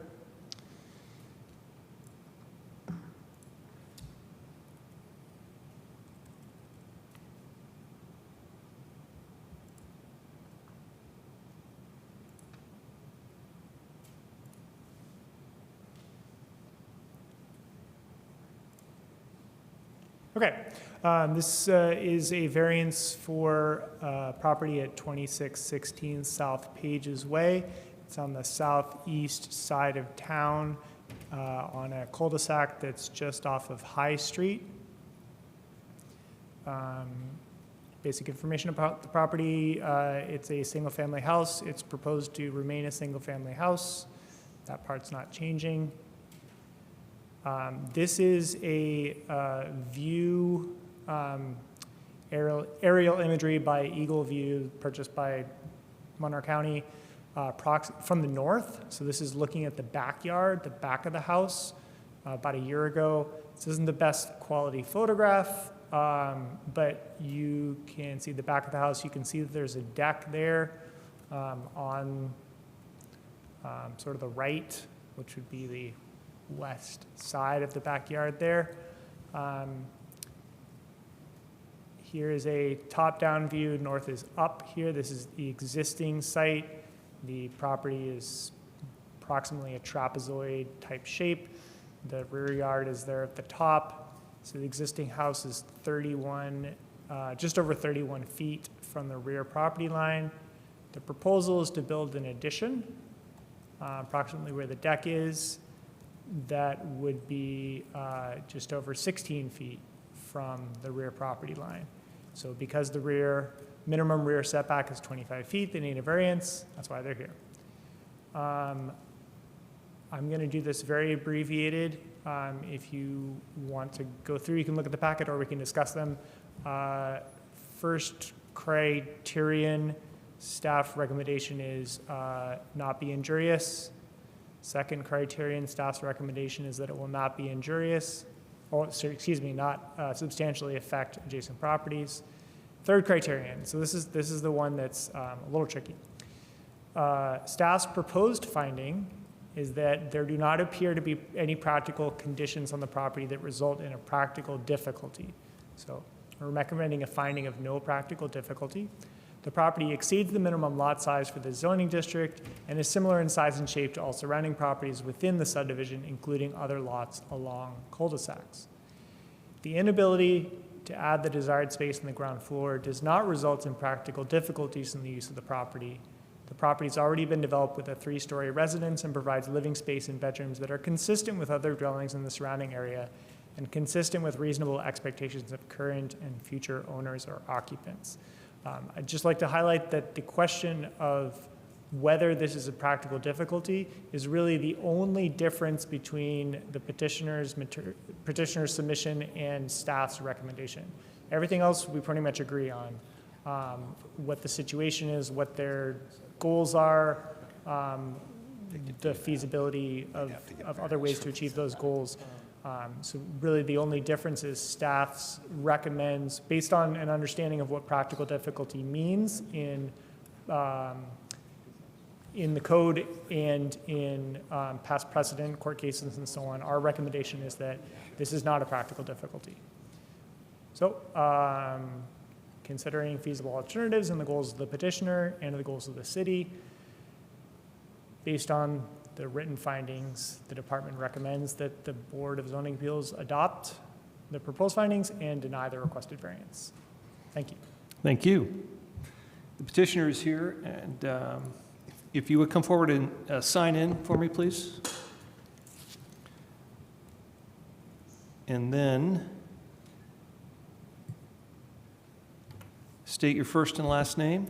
My first name is Jiao Yang, last name is Li. So John Yang is That's right. the way to say it. Yeah. Thank you. Do you affirm that the testimony you're about to give will be the truth, the whole truth, and nothing but the truth? Yes. Okay, you'll have 20 minutes total. Whatever you don't use right now, you'll have an opportunity to use before the board takes action. Okay. Please. I also prepared some PowerPoint slides. Could Gabriel? Yeah, could you please? Thank you.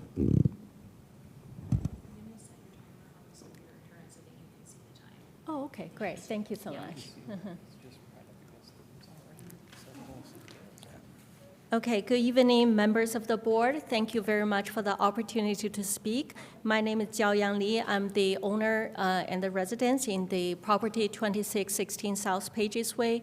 I really thank the staff member for preparing this summary and assessment. So I'm here just to provide additional information to clarify and provides evidence to justify for the application for the variance. So as you can see on the slides, these are the front and the back, and the proposed variance was related to the backside construction of the property. So as you can see, there is a deck and also walkout basement, and it's a fairly open area in from the back. Gabriel, to the next slide.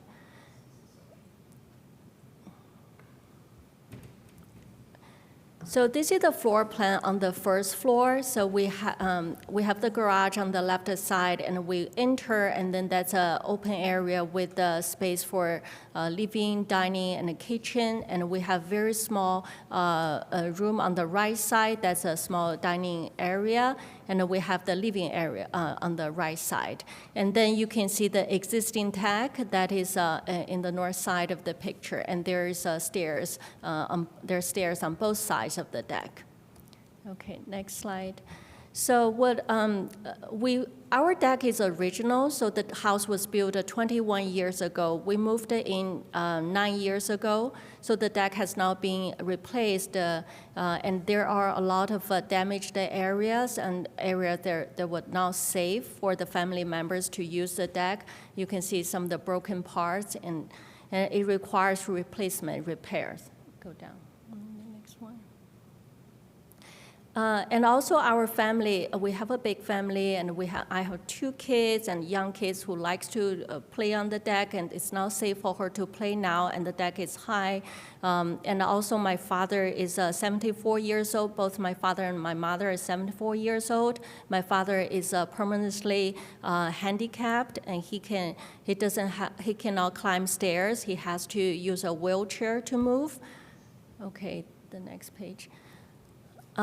So because of this practical difficulty of using the current deck, original deck, and also the need for living space on the first floor, we proposed a plan to repair the deck and also enclose it to make it a 4-season sunroom.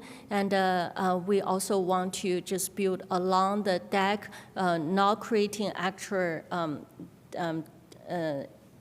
actual space just along the edge of the deck to extend that area and then create a living space for my parents. So that could be a bedroom. So that's our proposed plan for the first floor. Go down.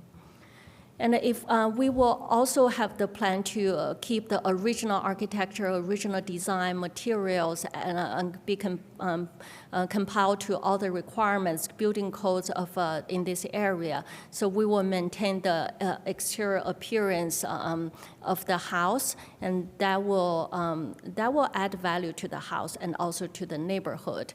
More importantly, make it practically a livable space for our family members and also a safe area for our members. Next page. So you can see the proposed construction, including the enclosed deck and also the bedroom on the side of the deck.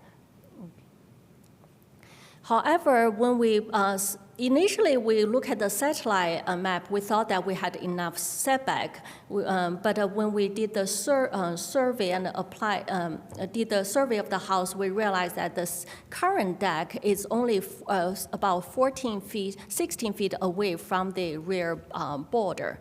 So that was something that we were not aware when we purchased the house, and since the house was legally built originally, so the rear side setback was legal at that time. But that means even if we don't build any additional room to repair the current deck, to update the current deck, it's already violating the current setback requirement, which needs to be minimally 19 feet.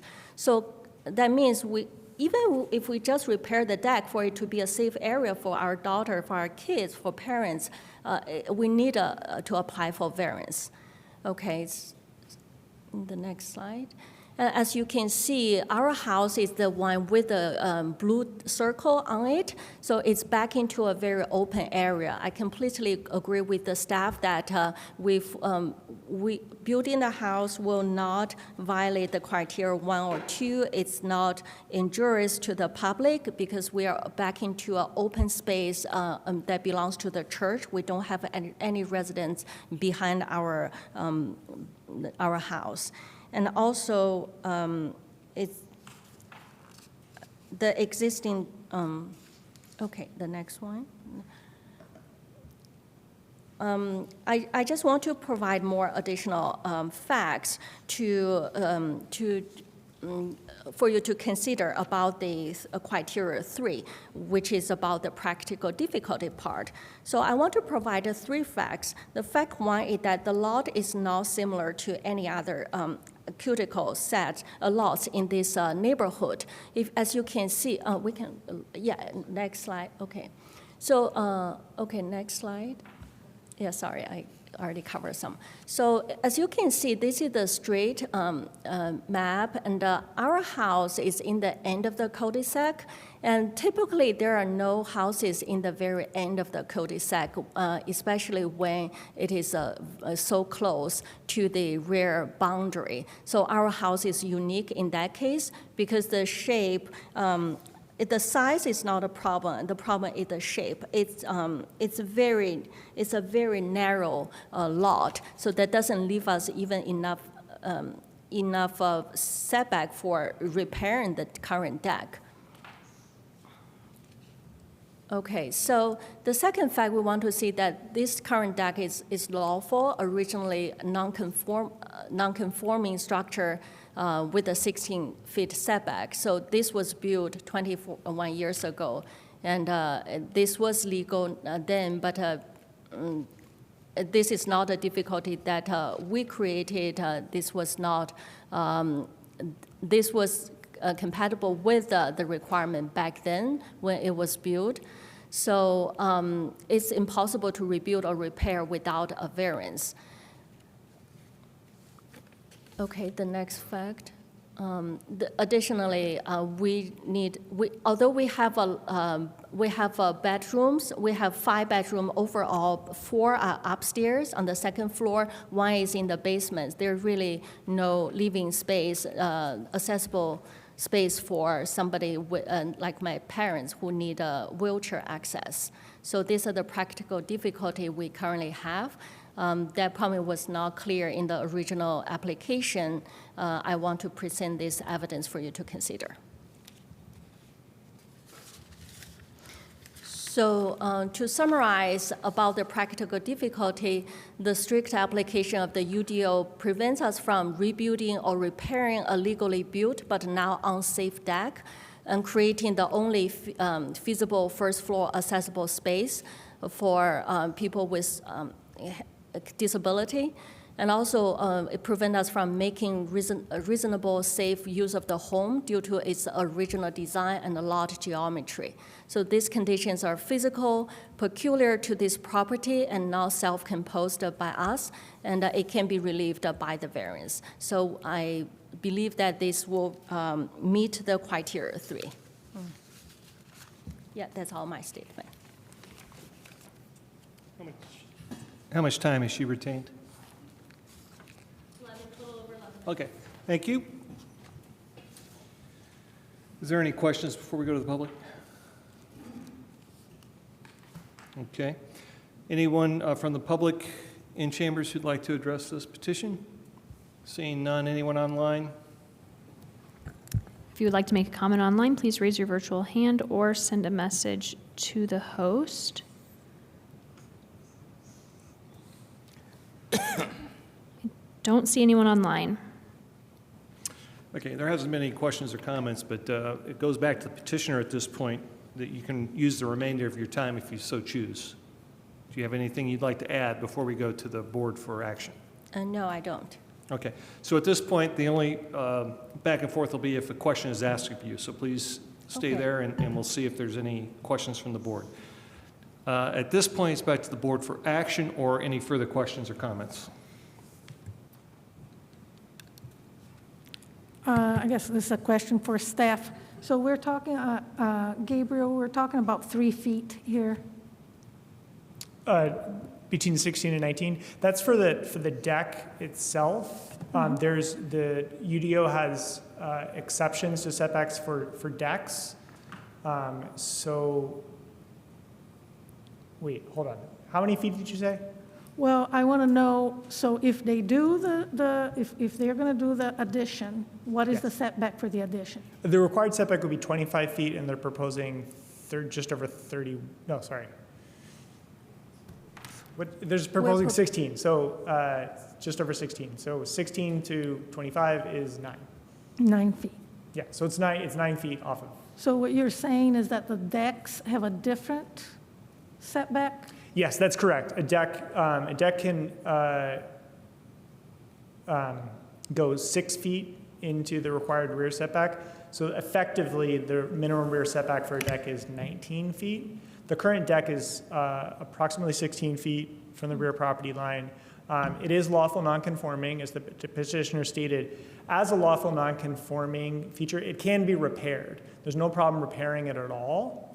If it were removed and something else were put there, such as an addition or a different deck, then that would need a variance to be put back in the same place. But the current deck can be repaired. So doesn't change the essence of what the petitioner was saying. I mean, there are restrictions on what can be done with the property given the rear setback, but just clarifying that repairing the existing deck is totally allowed as a non-conforming structure.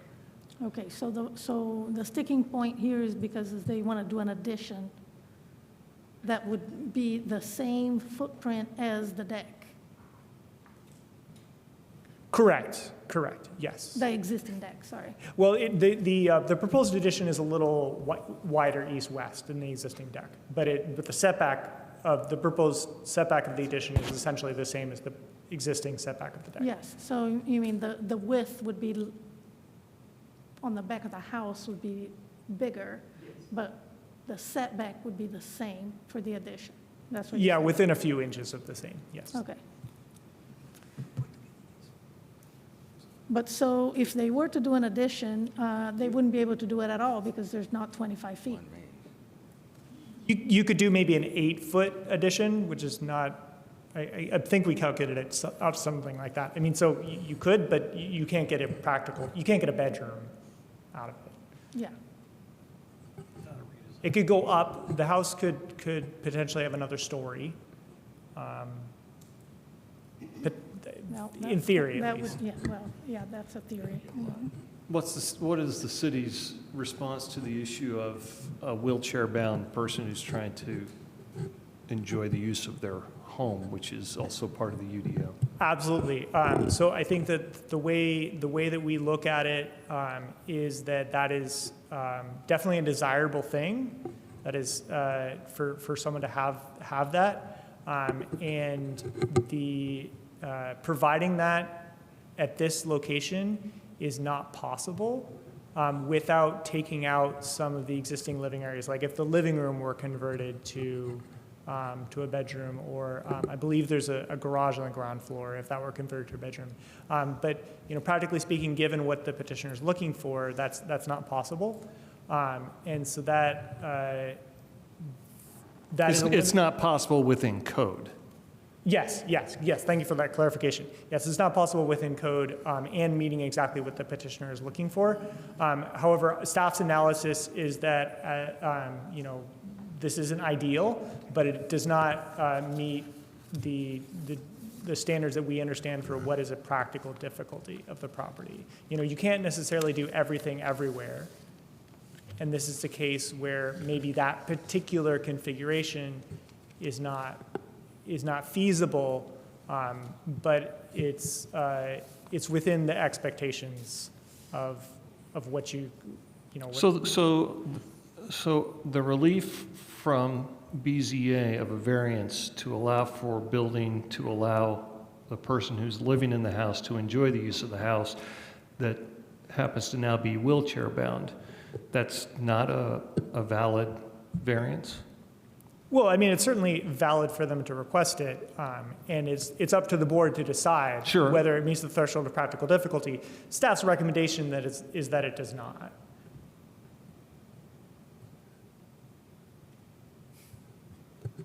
I'm trying to understand why it's not.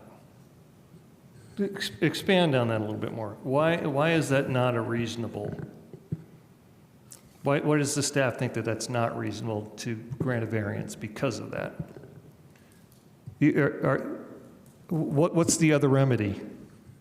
The other, I'm not sure if remedy is the right word for it, but if there are certain goals that someone has that are not achievable at a particular property, there are other locations where that You're talking goal about could- moving. Right, which I'm not saying that's ideal at all. Well, I wouldn't think that you would think that's ideal, no. Right, but there are the zoning code and land use regulations in general impose restrictions on the use of property. So that just goes with the territory. It's just when does the restriction on the property become a practical difficulty? And it's a single-family house. It can be used as a single-family house. It currently has, I believe, 5 bedrooms. And those are all things that are generally, in this community anyway, considered things that you would have in a house. That a house is a house. That's a reasonable expectation. The house has some bedrooms. It's a reasonable expectation. But when you get down to the specifics of, can we have a bedroom on this particular level without losing garage space, without losing a living room space? Yeah, that's not ideal at all. It has limitations. But staff's analysis is that doesn't rise to the level of practical difficulty. Any other questions or comments for the board or petitioner? Sorry, for the staff or the petitioner. Can I just get a clarification? I thought the earlier question was pretty good. So what is the marginal difference in footprint of what's being proposed compared to the existing deck? I think we're going to throw a site plan up.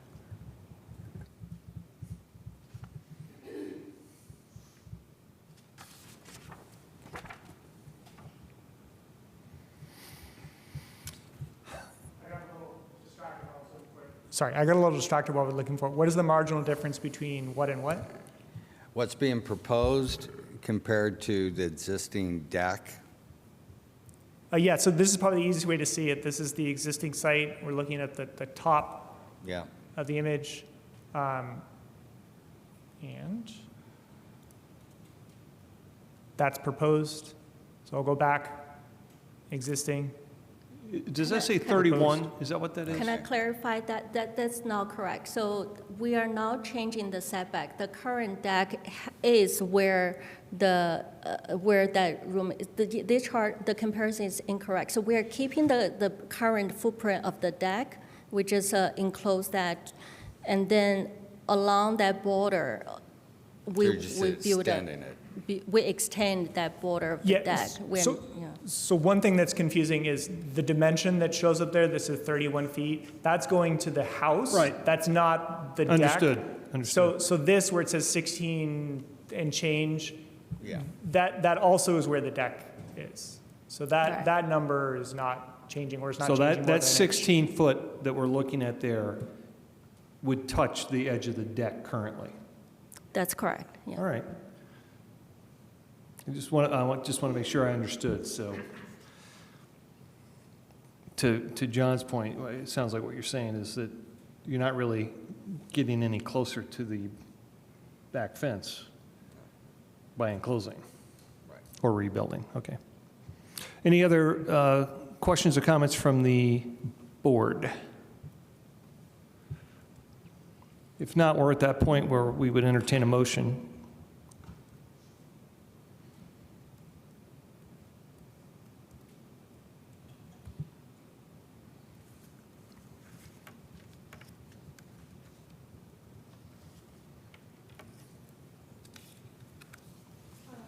Before we entertain a motion, just a quick question to staff. So if an addition was built in the same size as the deck as it's currently located and not extended all the way, I mean, would that be, we're not causing a new footprint. I mean, it's the same footprint, of course, it's a different structure. Would that be something the city would be more amenable to than the whole facade in the back? Yeah, I guess staff's way of looking at analyzing that is that that reduces the potential impacts. It reduces the impervious surface. It reduces the amount of the structure that's near the setback. It reduces the amount of building that a neighbor would see. So that really gets to mitigating injury to the community or adversely affecting neighboring properties. Staff's recommended findings are that it already doesn't injure the community. The full width as shown doesn't injure the community and doesn't negatively affect properties. But it doesn't change staff's analysis of the third criterion. So Okay. it doesn't make it any worse or better in staff's analysis. Can you repeat the third criteria? What the criterion itself is. Let me get the language. Are you talking about the third point, the strict application will result in practical difficulties, that one? And it's that the practical difficulties are peculiar to the property in question, that the development standards variance will relieve the practical difficulties. Is that your question? Yeah, so I'll just read it here. It's up at the top of the screen, partially obscured there. Yeah. The strict application of the terms of the Unified Development Ordinance will result in practical difficulties in the use of the property, that the practical difficulties are peculiar to the property in question, that the development standards variance will relieve the practical difficulties. So it's three parts: that there's something peculiar about the property, that creates a practical difficulty in the use of the property, and that the requested variance will relieve the practical difficulty. And could you then put up the response from the petitioner? She had a summary of how she's addressed number 3. Could we see that again? Yeah, certainly. I'd also like to call your attention to, in the staff, sorry, not the staff report, the packet, the petitioner's statement has some paragraphs that are 1, 2, 3. Yep. And oddly, paragraph 1, the one that's numbered number 1, is actually the one that addresses the third criterion. Understood, thank you. That would be page 229 in the packet. So I'm just asking to look at, as Gabriel pulls this up, this will be the response from the petitioner to item number 3. So I'm not sure which page you're looking for. It's not in ours, it was hers. She presented to us. Yeah, so Yeah, this so There was not that one, keep going, it's the one that is a summary. That one right there. So that was the response. Then I only asked for that because you just asked about item number 3. That was the petitioner's response.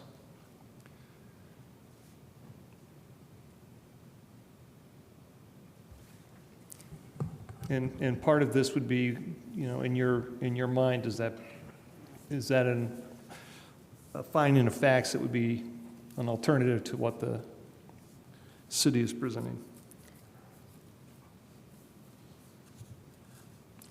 Do I I still? don't have any action on that. I just wanted to show it to you. So we're still to the board for any action or any further discussion or questions. Well, this is more of a clarification. I apologize for even asking it, but I'm trying to understand that the issue is that this is a lawful, non-conforming use, right? No, the use is Not the conforming. use, The but- deck setback, yes, is lawful non-conforming, yes.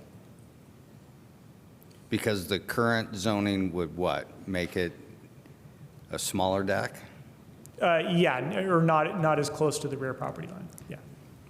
But I thought there was reference in here to, minimum, the property exceeds the minimum lot size for this district. Which is meaning it exceeds the minimum, that's still compliant with code, just saying it's a bigger property than it necessarily would have to be.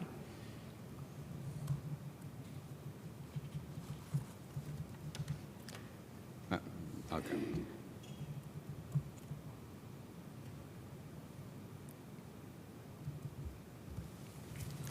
Thoughts? Any other questions or comments?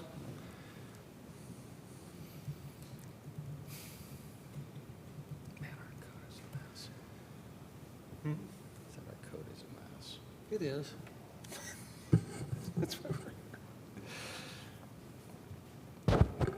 Is there any question on procedure?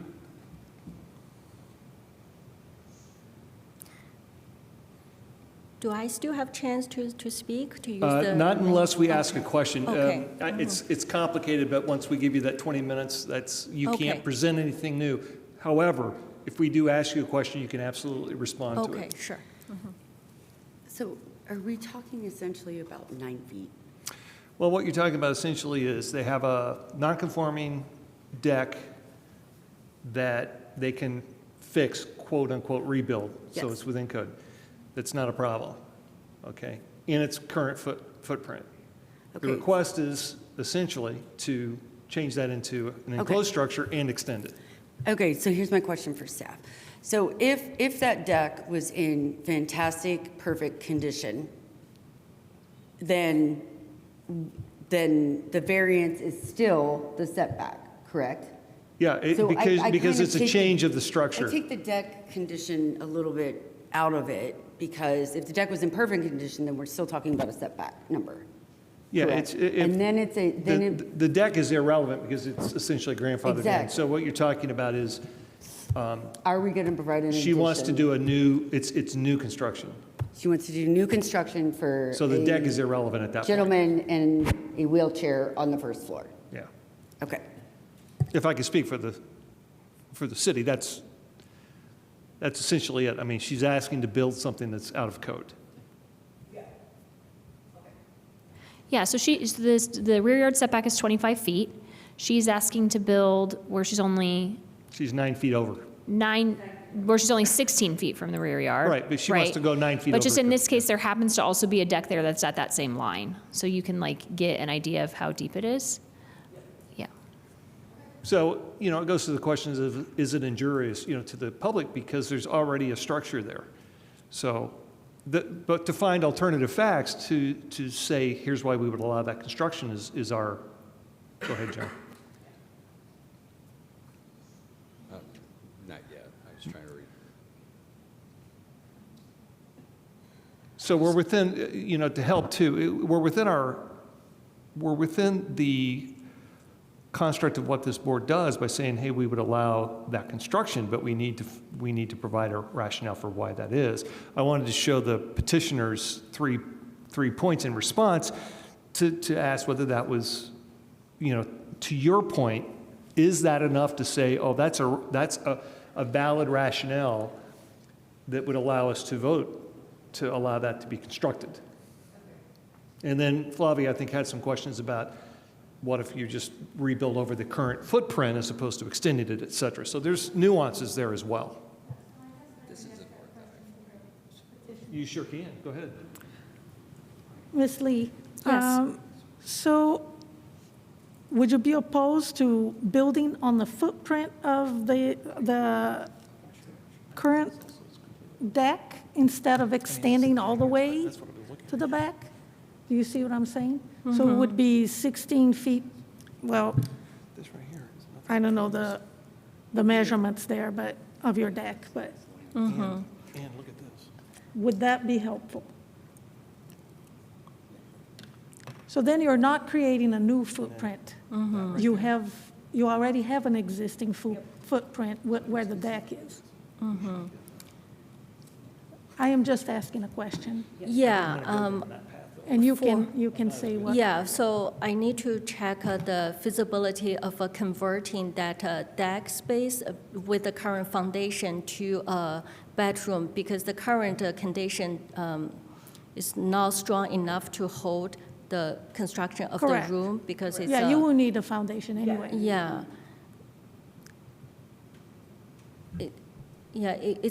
It's not ideal for converting that space to, but we were hoping that to keep the current, the exterior wall to be straight, and then that's physically also more appealing, and also give more space for my parents, so they could live in the bedroom and still access the enclosed deck area for outdoor air or more exposure. So, and we feel like that would be also keeping the physical appearance of the house better.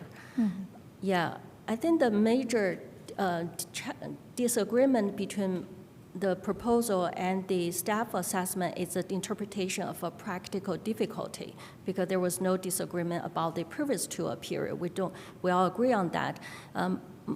I don't know what is the legal definition for practical difficulty, but from a general public's interpretation, it just means practical difficulty, meaning that we are currently in the shape of the area that already has a 16 setback, and to just build along that line, we're not extending actual space, we're now creating new, shorter setback, and it's practically impossible for my parents, for my father in wheelchair to go to any of the bedroom.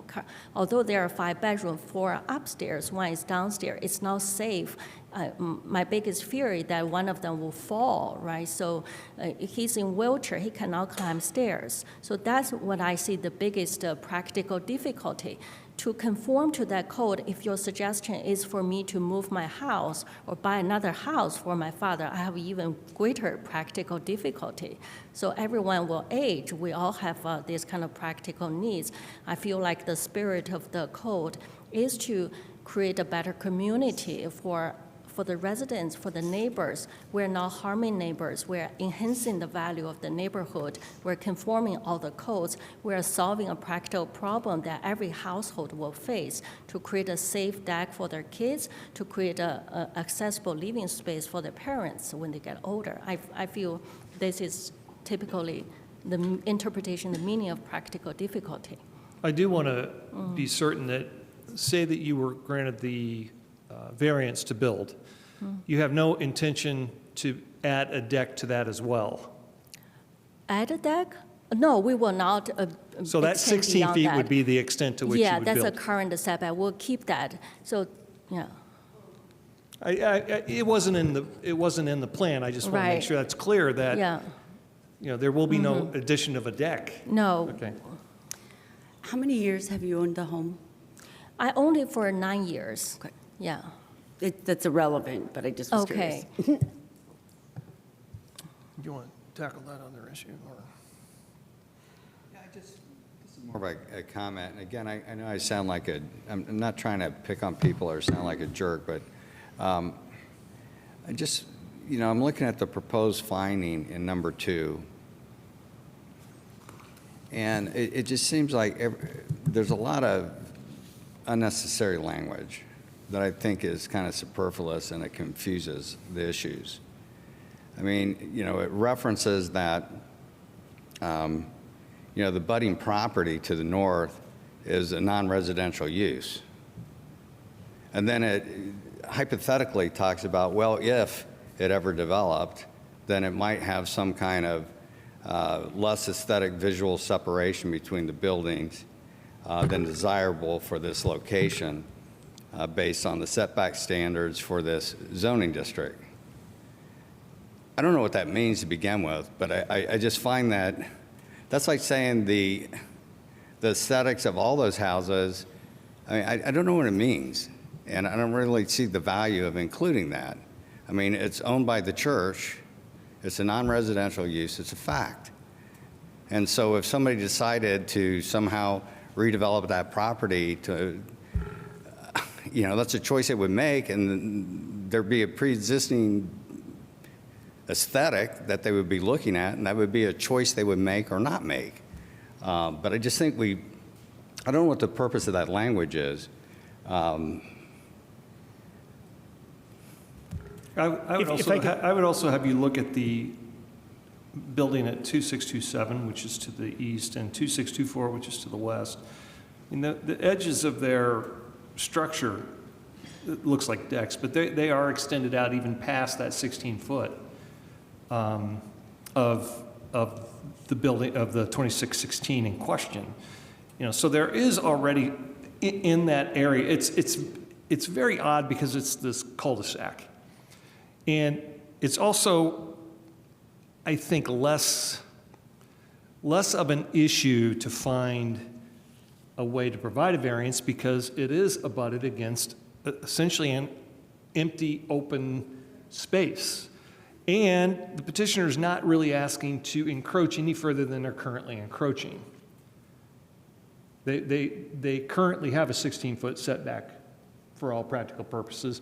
The really only big changes that ask for the extension I mean, it is a big change to go from a deck to an enclosed space. However, it doesn't really necessarily change much. Now, I happen to think that one of the solutions would be to add another floor. I think that actually would be a much more odd structure to find in a cul-de-sac than providing relief by saying, yeah, you can rebuild your deck area into an enclosed space. I don't know. That's just kind of where I'm at with. Yeah, I agree. The only other thing I would add is, and I think that page, correct me if I'm wrong, but I don't think it was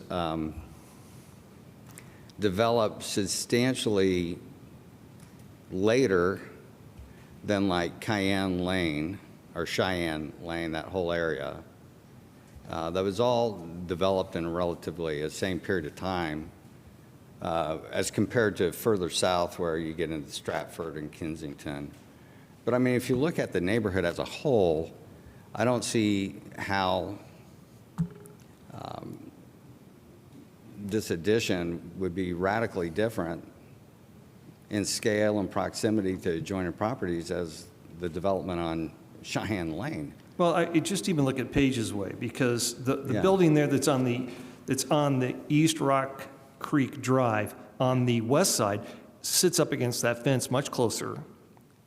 And the one on the west side at 2655, which actually abuts the High Street, that sits almost practically on top of that sidewalk. You know, we're talking about now of, you know, holding this property to a much stricter restrictions that I think that we're within our rights in order to provide a variance. I do too. I thought that the findings that the petitioner had presented were compelling on item number 3, but I don't know. I just don't see how this is going to be an injury to anything in that neighborhood. I don't see how it's going to hurt, and we're not providing additional setback. They're only going to be at the setback that they're currently at. Yeah. I agree. And I definitely don't want to see the building, I don't want to see the house built as another story. I think that would really be odd. And with your law in the way that it is, I mean, you couldn't do the typical outdoor mother-in-law Well, that was the other thing, quarters. is a secondary unit. Yeah, because of the lot size, you could not do an exterior, It wouldn't meet the setback. correct? Yeah, and that was the first thing that I thought, that's a great point. That was the first thing I thought of is, can you have a secondary dwelling unit there? And that's the city's understanding, right? They don't have space for that. So a minimum rear setback for an accessory structure, including an accessory dwelling unit, would be 5 feet. So given that there's 16 feet there, it would have to be, you know, between the deck and the rear lot. So they can't could put touch the there. deck. It would be small. I mean, you'd have to do some sort of site analysis to see, but you might be able to squeeze it in there, but then how would you access it? And there's a slope, and we're talking about someone in a wheelchair who the grade change is difficult. Yeah. I mean, so feasible. Well, that was Yeah. that was the first thing that popped in my mind, and I didn't think that it could fit. Because that's what that secondary dwelling unit is for, is to meet some of these issues. So I just don't see how how anything is going to be hurt by granting the variance unless someone can sway me differently. We still are to the board for any action. If there's a desire to make a motion, we can certainly do that and can continue discussion after the motion.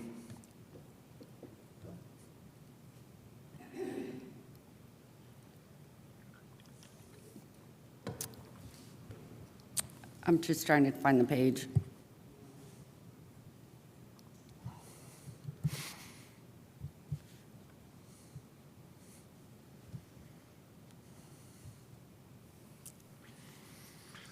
See how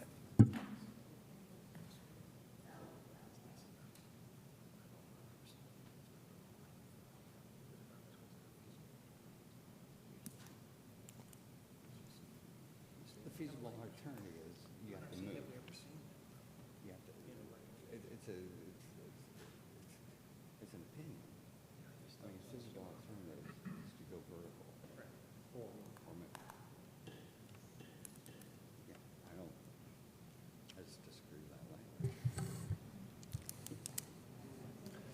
So the recommendation from the city is on page 226.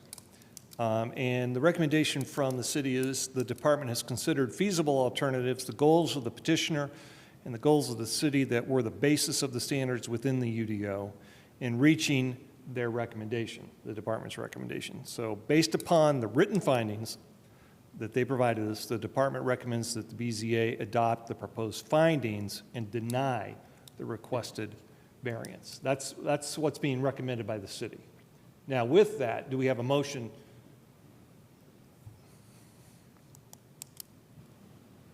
I don't know how to word this, but I'll give it a shot. We'll be yeah, lenient. I'll give it a shot. So for the, I motion that the Board of Zoning Appeals do not adopt the proposed findings.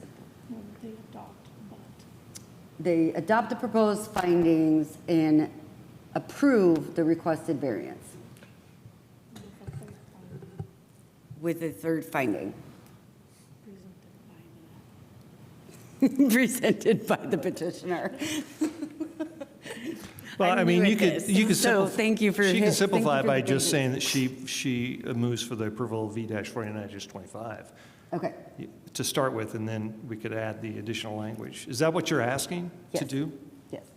So that's the motion, and then with the additional findings of what was presented by the petitioner? Correct, with the additional findings of the presentation by the petitioner.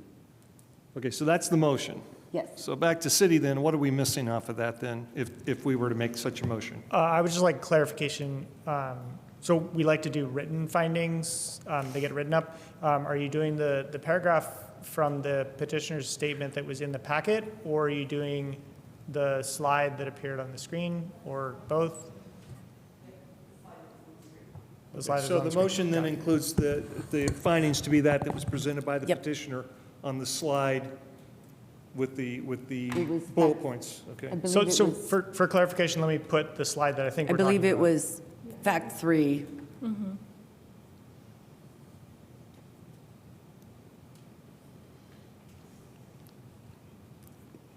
Thank you for the patience. This is what we're talking about, right? Yes. Criterion 3. Okay, so that is the motion, and the motion Yes. is to approve the request for variance under V-49-25 with the understanding that this is the additional findings. Now, with that in front of us, Gabriel, is that a valid motion? Yes, and just asking for clarification. Yeah, I understand. I just want to make sure that we're good. This is for the finding for the third criterion, and for the first two criteria, use the staff recommended, which are also, would be consistent with approval. Correct. I understand the motion. If you all understand the motion, Yep. sounds like a valid motion to me. Does that meet what you're trying to do? That meets with the motion I'm trying to convey. Okay, so we now have a motion in front of us that meets the goal of the member who has made it. Do we have a second? Second. So a first and a second. Is there any additional discussion? My understanding is if this motion passes, that means that the petitioner will have the permission to build out to that existing 16-foot under the plan that she's presented to the city. You might want to add the usual condition of the plans as submitted are the ones that are approved. Do you How do we entertain usually that? put that? Yes. And, okay, so both the petition, both the person making the motion and the Yes. person seconding agree with that. All right, so with that said, that's what it means to vote yes on this. To vote no means to deny the variance. Okay. Okay? Now, do we have any further discussion or clarification? Well, I just wanted to, so Ms. Lee, do you understand that if you change the plans, then the variance doesn't apply? I understand, thank you. Yeah, so it needs to stay the same as Okay, you thank you. presented today. Yeah. Okay, so that's an important distinction. Yes. Okay, so we have the motion, we have it clarified, we have a second, valid second, we've had discussion. Any further discussions or clarifications or questions? Anything? Call the question. All right, so we are voting on the motion to approve V4925 based on staff's findings for the first and second criteria with additional findings from the petitioner that were shown on the screen for the third criteria with one condition that this variance approves the plans as submitted. Correct. Throckmorton? Yes. Burrell? Yes. Fernandez? Yes. Kutsenko? Yes. Thank you. All right. That was a tough one. Thank you. We appreciate your patience. Thank Good you. luck. And again, I'll stress, if there's any changes that you'll be making, please, it is required that you discuss it with the city. Thank you so much. Thank you. Good luck. All right. Thank you, everyone. That's great. Don't worry about that. We'll work through those until, especially on more complicated ones like that, okay? So now we're page 248 in the packet. This will be V-50-25. That is, let me get to that. And that is Nick Scarlatus. Is that right? Nick Scarlatus and Associates online, LLC. Is it Scarlatus? He's online, I believe, yeah. Okay, very good. So this is V-50-25. Can we have a staff report, please? Sorry, first we need to vote to suspend the rules. All meetings shall adjourn by 9 p.m. and no new cases shall be heard after 8:30 p.m. and it is 8:41. Oh, that's right. And I brought that up at the beginning with the 40-minute delay as to whether we should Sorry. probably make that motion. Do I Yes. have a motion to suspend the rules? So moved. Okay, moved and seconded. Call it. Fernandez. Yes. Kutsenko. Yes. Throckmorton. Yes. Burrell. Yes. Thank you. And it applies only to this case. We won't hear any beyond this. This is V-50-25. It's to the staff. Thank you. I will just get this pulled up.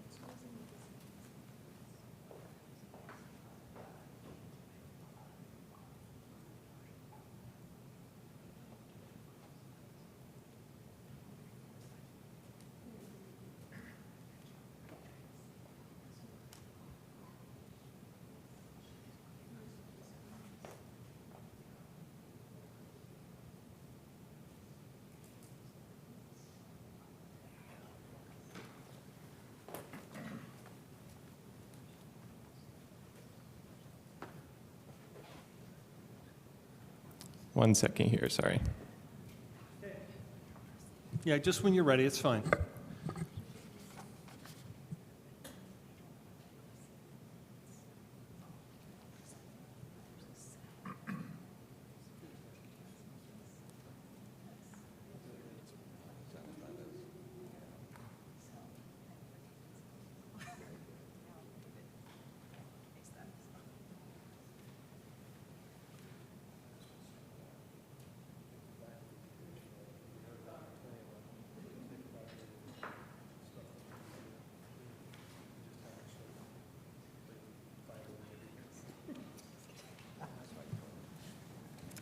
Okay, thank you. Sorry about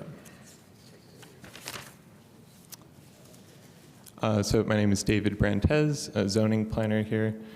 So the petition before us is going to be V50-25.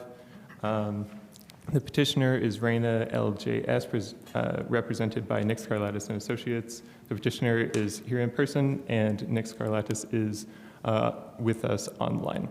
The petitioner requests variances from the maximum parking standards, driveway separation requirements, and signage standards to allow for the construction of a restaurant in the mixed-use medium-scale zoning district. As shown on the right, the property and those to the east and west are zoned mixed-use medium scale.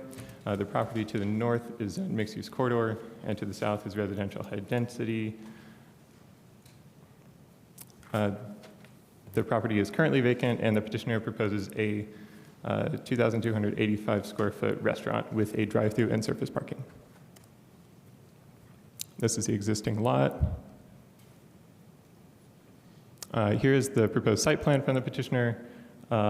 So based on the 600 square foot interior dining space, the maximum proposed, or the maximum parking spaces allowed is 6. The petitioner is requesting a variance from max parking to allow for 10 parking spaces. An analysis of parking needs was performed by the petitioner and is outlined in their statement. The petitioner states that 4 to 6 employees would be typical for a shift at this location. The petitioner is requesting a variance from signage from the drive-through signage section for mixed-use districts. So this would be a variance from max size of the sign on the left and height for the sign on the left, and then also max size for the signs on the right and height for the signs on the right. There's going to be, the petitioner proposes 2 locations for those directional signs on the right. Based on the width of the building as proposed by the petitioner, the UDO allows a maximum of 54.5 square feet, the UDO allows 54.5 square feet of wall signage here. The petitioner proposes 98.5 square feet of wall signage. So here's the first criteria, that the use and value of the area adjacent to the property will not be affected in a substantially adverse manner. We found no injury for parking, freestanding signage, or wall signage. The driveway separation, staff found that to be injurious to the general welfare of the neighborhood and the community because it does not, because it creates more conflict points between pedestrians on the sidewalk and cars entering and exiting. There is a drive to the west that is 2-way, and then there is a drive to the east, which is 1-way, but it does not meet the separation requirements from each other or from the drives of the businesses to the east or the west. For the second criteria, no adverse impacts are found for any of the proposed variances. And for the last criteria, I'll just go through these one at a time. So maximum parking number, we found would result in a practical difficulty based on the number of employees that they would need, and it's laid out in the parking study. Their use of those additional spaces. Only 4 more additional parking spaces are proposed here. So we found that to be relieving the practical difficulty. And for driveway separation, no practical difficulty is found in the strict application of the terms of the UDO. The parking exceeds the minimum lot size, which is to say it is an acceptable lot size, is not too small, and is also an appropriate width for the district as well. There are no topographic, environmental, or utility constraints present, and no peculiar conditions were found. The frontage of 140 feet exceeds the minimum lot width of 50 feet and can be developed with 1 drive cut. 2 happens to be the max, but 2 different drive cuts is not guaranteed. And only having 1 drive cut does not limit the use of the property. So as I mentioned here, we've got about 70 feet of separation between them and the property, between their proposed drive and the property to the west. And then there's I think the petitioner measures 66 feet in between their 2 drives. And then there is about 31 feet between the easternmost drive and the drive of the property to the east. So here the maximum, or I'm sorry, the minimum separation should be 100 feet. And if 100 feet is not available, then the petitioner can choose an equidistant spot from any adjacent drive from the adjacent properties or is approved by the city engineer. So the proposed findings for the third criteria about practical difficulties is that there is no practical difficulty found on this property that would necessitate taller and larger signs for the drive-through signs. We find that to be inherent to the petitioner's desires that would follow them to any other property where the same regulation would apply. Similarly, for the wall signage, we find that no practical difficulty is found in strict application of the terms of the UDO. The petitioner's plan for wall signage, essentially the petitioner could change the configuration of the building to accommodate larger wall signage, and there's nothing about the property that forces them to have wall signage that is beyond what is allowed in code. And just to reiterate, this is their menu board to the left, and to the right is the two different directional signs. And here's the wall signage.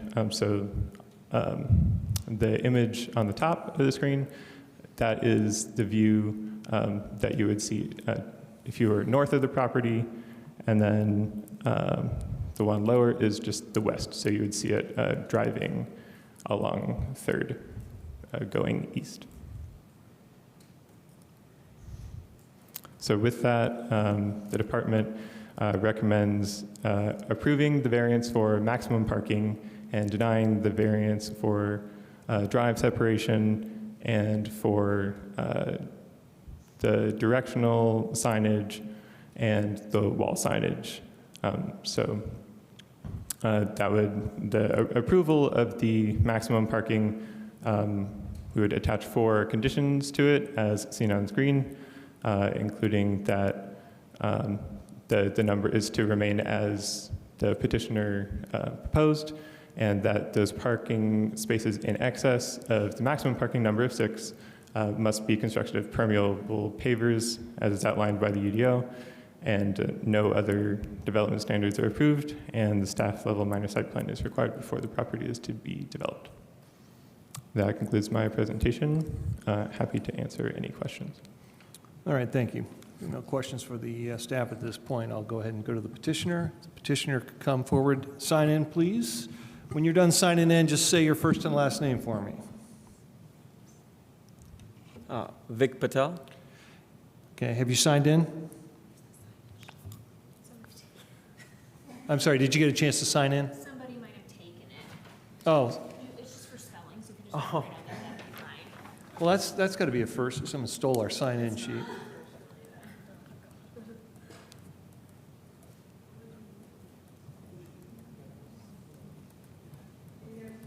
So you said is it Nick Scarlatus? So Nick Scarlett is our architect. I'm representing the developer, Sanjeev Katau, who's developing the Dunkin'. Okay. So say your name again for me. Vic Patel. Oh, okay, that's my mistake. All right. Do you affirm that the testimony you're about to give will be the truth, the whole truth, and nothing but the truth? Yes. Okay, so just to reiterate, you have 20 minutes. What you don't use right now, after we have questions and before action by the board, you'll be able to use the remainder of that time if you so choose. With that, let's hear from you. Good evening, members of the board. Thank you so much, David, for presenting. We are proposing a new ground-up 2,000 square feet Dunkin' in the 3rd Street of Bloomington with ask of the standard is a 6 parking space. We are asking for 4 additional for accommodating the employees and the easeability of customers. We're asking for the 2 curb cuts since this is a drive-through space and it would accommodate, we don't want a bottleneck with just having just 1 drive. And with the signage package, we're just using the standard signage that the Dunkin' brand allows us to use. And that was it. Sorry, I'm not great at public speaking. Fine. We do have the architect online. Does the architect wish to speak to this?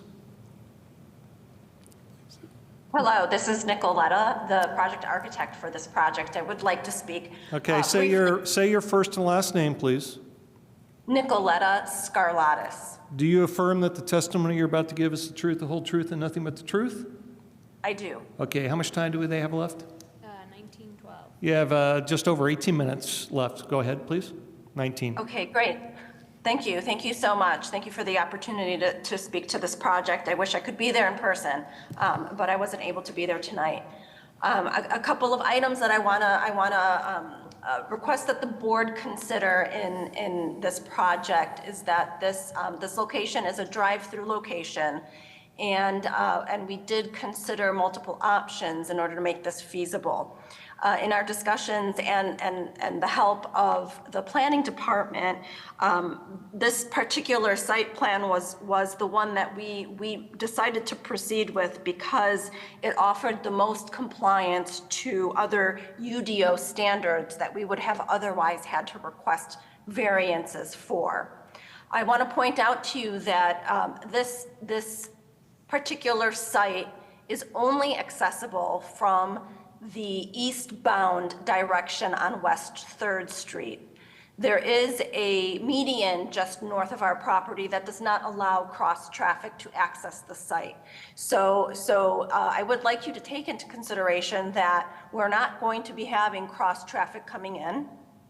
And in addition to that, our driveways will be right in and right out only.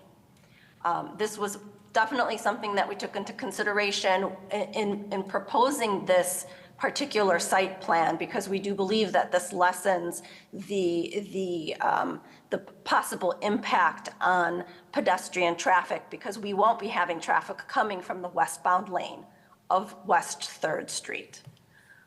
That's most of what I want to speak to about the site plan. In terms of the signage, for the site signage, we are slightly over the required maximums per the UDO. And if we were allowed and received approval for that variance, it would allow my client to go with the standard elements instead of having to do custom signage. And then in terms of the building signage, if we went with the full Duncan standards, our entire square footage of signage would be at 157 square feet. After discussing the UDO and the intent of the UDO with the planning department, we did eliminate a substantial amount of the signage and significantly reduce the amount of signage to 98.5 square feet. We did still include, and we discussed internally about eliminating all of it and complying with the variance, or complying with the UDO and not proceeding with the variance. However, we do think that the signage on the west side of the building is very beneficial to the eastbound traffic in terms of wayfinding and being able to find their way around our building. So we do think that that improves the safety around our building and helps prevent vehicular traffic from passing our building and then wanting to turn around, possibly in adjacent properties or around the street. These are the main elements that I wanted to point out and wanted to bring to the board's attention. And I appreciate the time to do so. Thank you. And thank you. Just for the record, you have 15 and a half minutes left that you can use before the board goes to any action. All right, with that, are there any questions from the board for the staff or the petitioner at this point, before we go to the public? Okay. With that, is there anyone from the public that's in chambers who'd like to speak to this petition? Seeing none, is there anyone online who would like to speak to this? If you would like to speak to this petition as a member of the public, you can raise your virtual hand or send a message to the host. I don't see anything on Zoom. Thank you. So to the petitioner, we've had no questions from the board or comments from the board, nor from the public, but you do have the time left that I just mentioned. Would you like to use that now? This is the opportunity to do so. Anything further you'd like to present before we go to the board for action? The only thing I would say is that we always put big and beautiful building. So we own the Long John Silver's adjacent to the property that we have right now.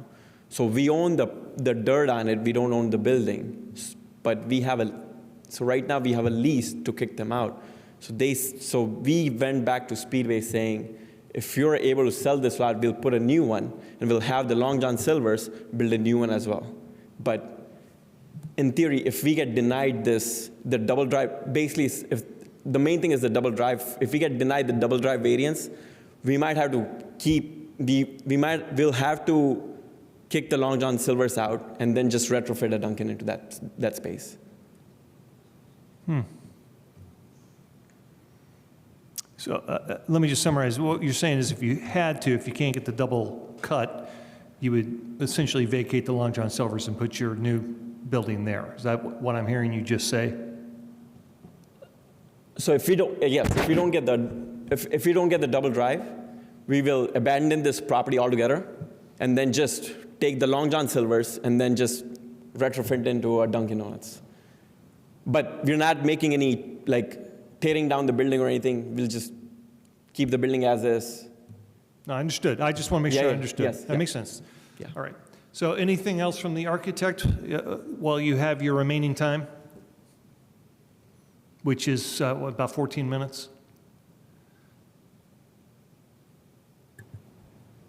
No, I think that pretty much sums up our position with this problem.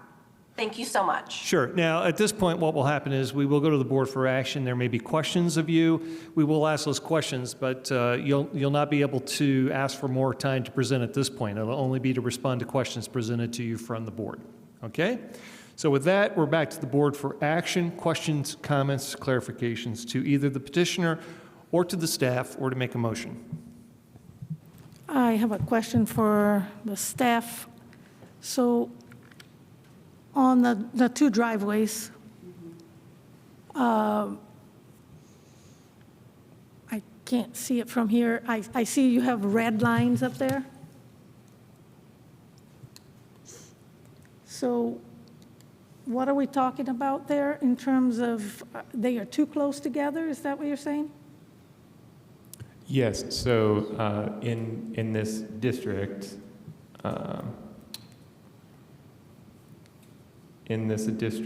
the required separation of the drives in arterials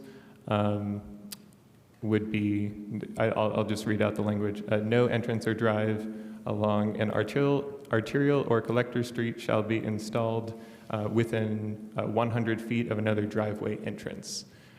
So essentially there's one to the east, and then which the petitioner said that they own, and then there's one to the west, and so there is a compliant path for essentially we say that the 100-foot is required, and if that is not allowed, if that's not feasible due to other properties adjacent to you, then you may move forward with a single drive cut that is equidistant from each of those two to the east or the west.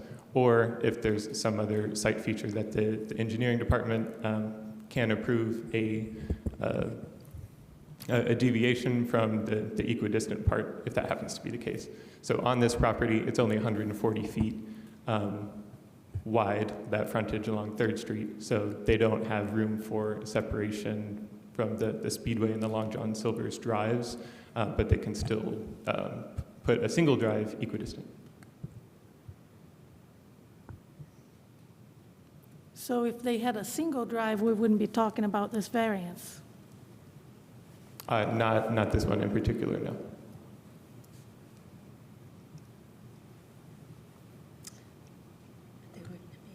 But then they wouldn't be able to do the intent of what they want to do, which is one driveway in and one out, correct? So For the drive-through. they could potentially reconfigure the site. You know, a drive-through is not a guarantee on any given site that does allow the use. So this is an accessory use. It's not the main use of the property. So you could have a restaurant here without a drive-through. So this may not be the best place for it. There are other examples within the city in this district, I believe, where the drive doesn't necessarily circle the building, but circles parking or a landscape area and is able to circle back to that same drive cut so that we don't have multiple drive cuts and essentially more places for conflict where it's just less predictable an environment to navigate. Thank you. I have a question on the 100 feet. Is it from like it's 100 feet from another driveway? Yes, that's correct. So including the ones that they would be building and the existing ones on the adjacent properties. How far are they from the adjacent properties?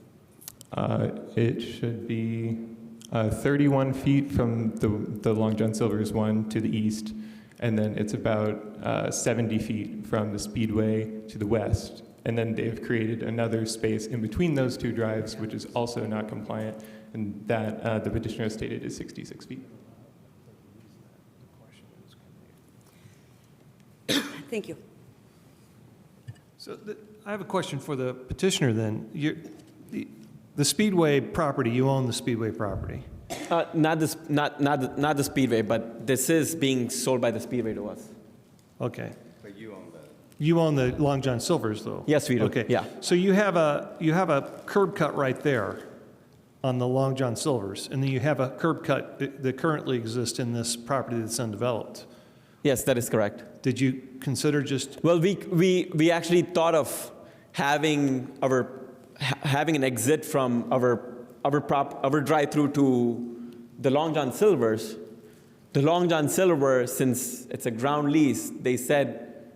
So here's the thing: they either keep their parcel as is, or if we make any modifications to that, then they'll want to it's basically like they will want us to tear down the building and do the whole building again. Okay, that was my question. Yeah. Thank you. So we explored that option of just. No, you explained it. That makes sense. Thank you. No. So any other comments or questions from the board?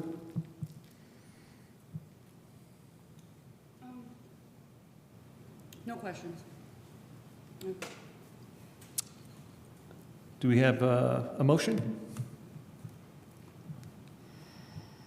Well, to get things going, I'm going to recommend that we adopt the findings for V5025, ZR 2025-10-0105, and approve the variance for maximum parking number and deny the variances from driveway separation and sign standards with the adopting the 4 recommended conditions. I have a motion. Do I have a second? Second. Any further discussion? Nope. So just as a recap to that motion, this motion, if you voted yes for this motion, it would be to approve the recommendations made by the city. Yeah. Do we have any further questions or comments? Then I'll call the question. Fernandez, Yes. Katsinko, Yes. Throckmorton, Yes. and Burrell. Yes. Okay. So there were some partial variances that were approved there and others that were not. Thank you for your time and attention to this. Good luck with that development. Thank you. Is there any more, are there any other, is there any other business before this board before we adjourn? No, thank you. Thank you. We stand in adjournment.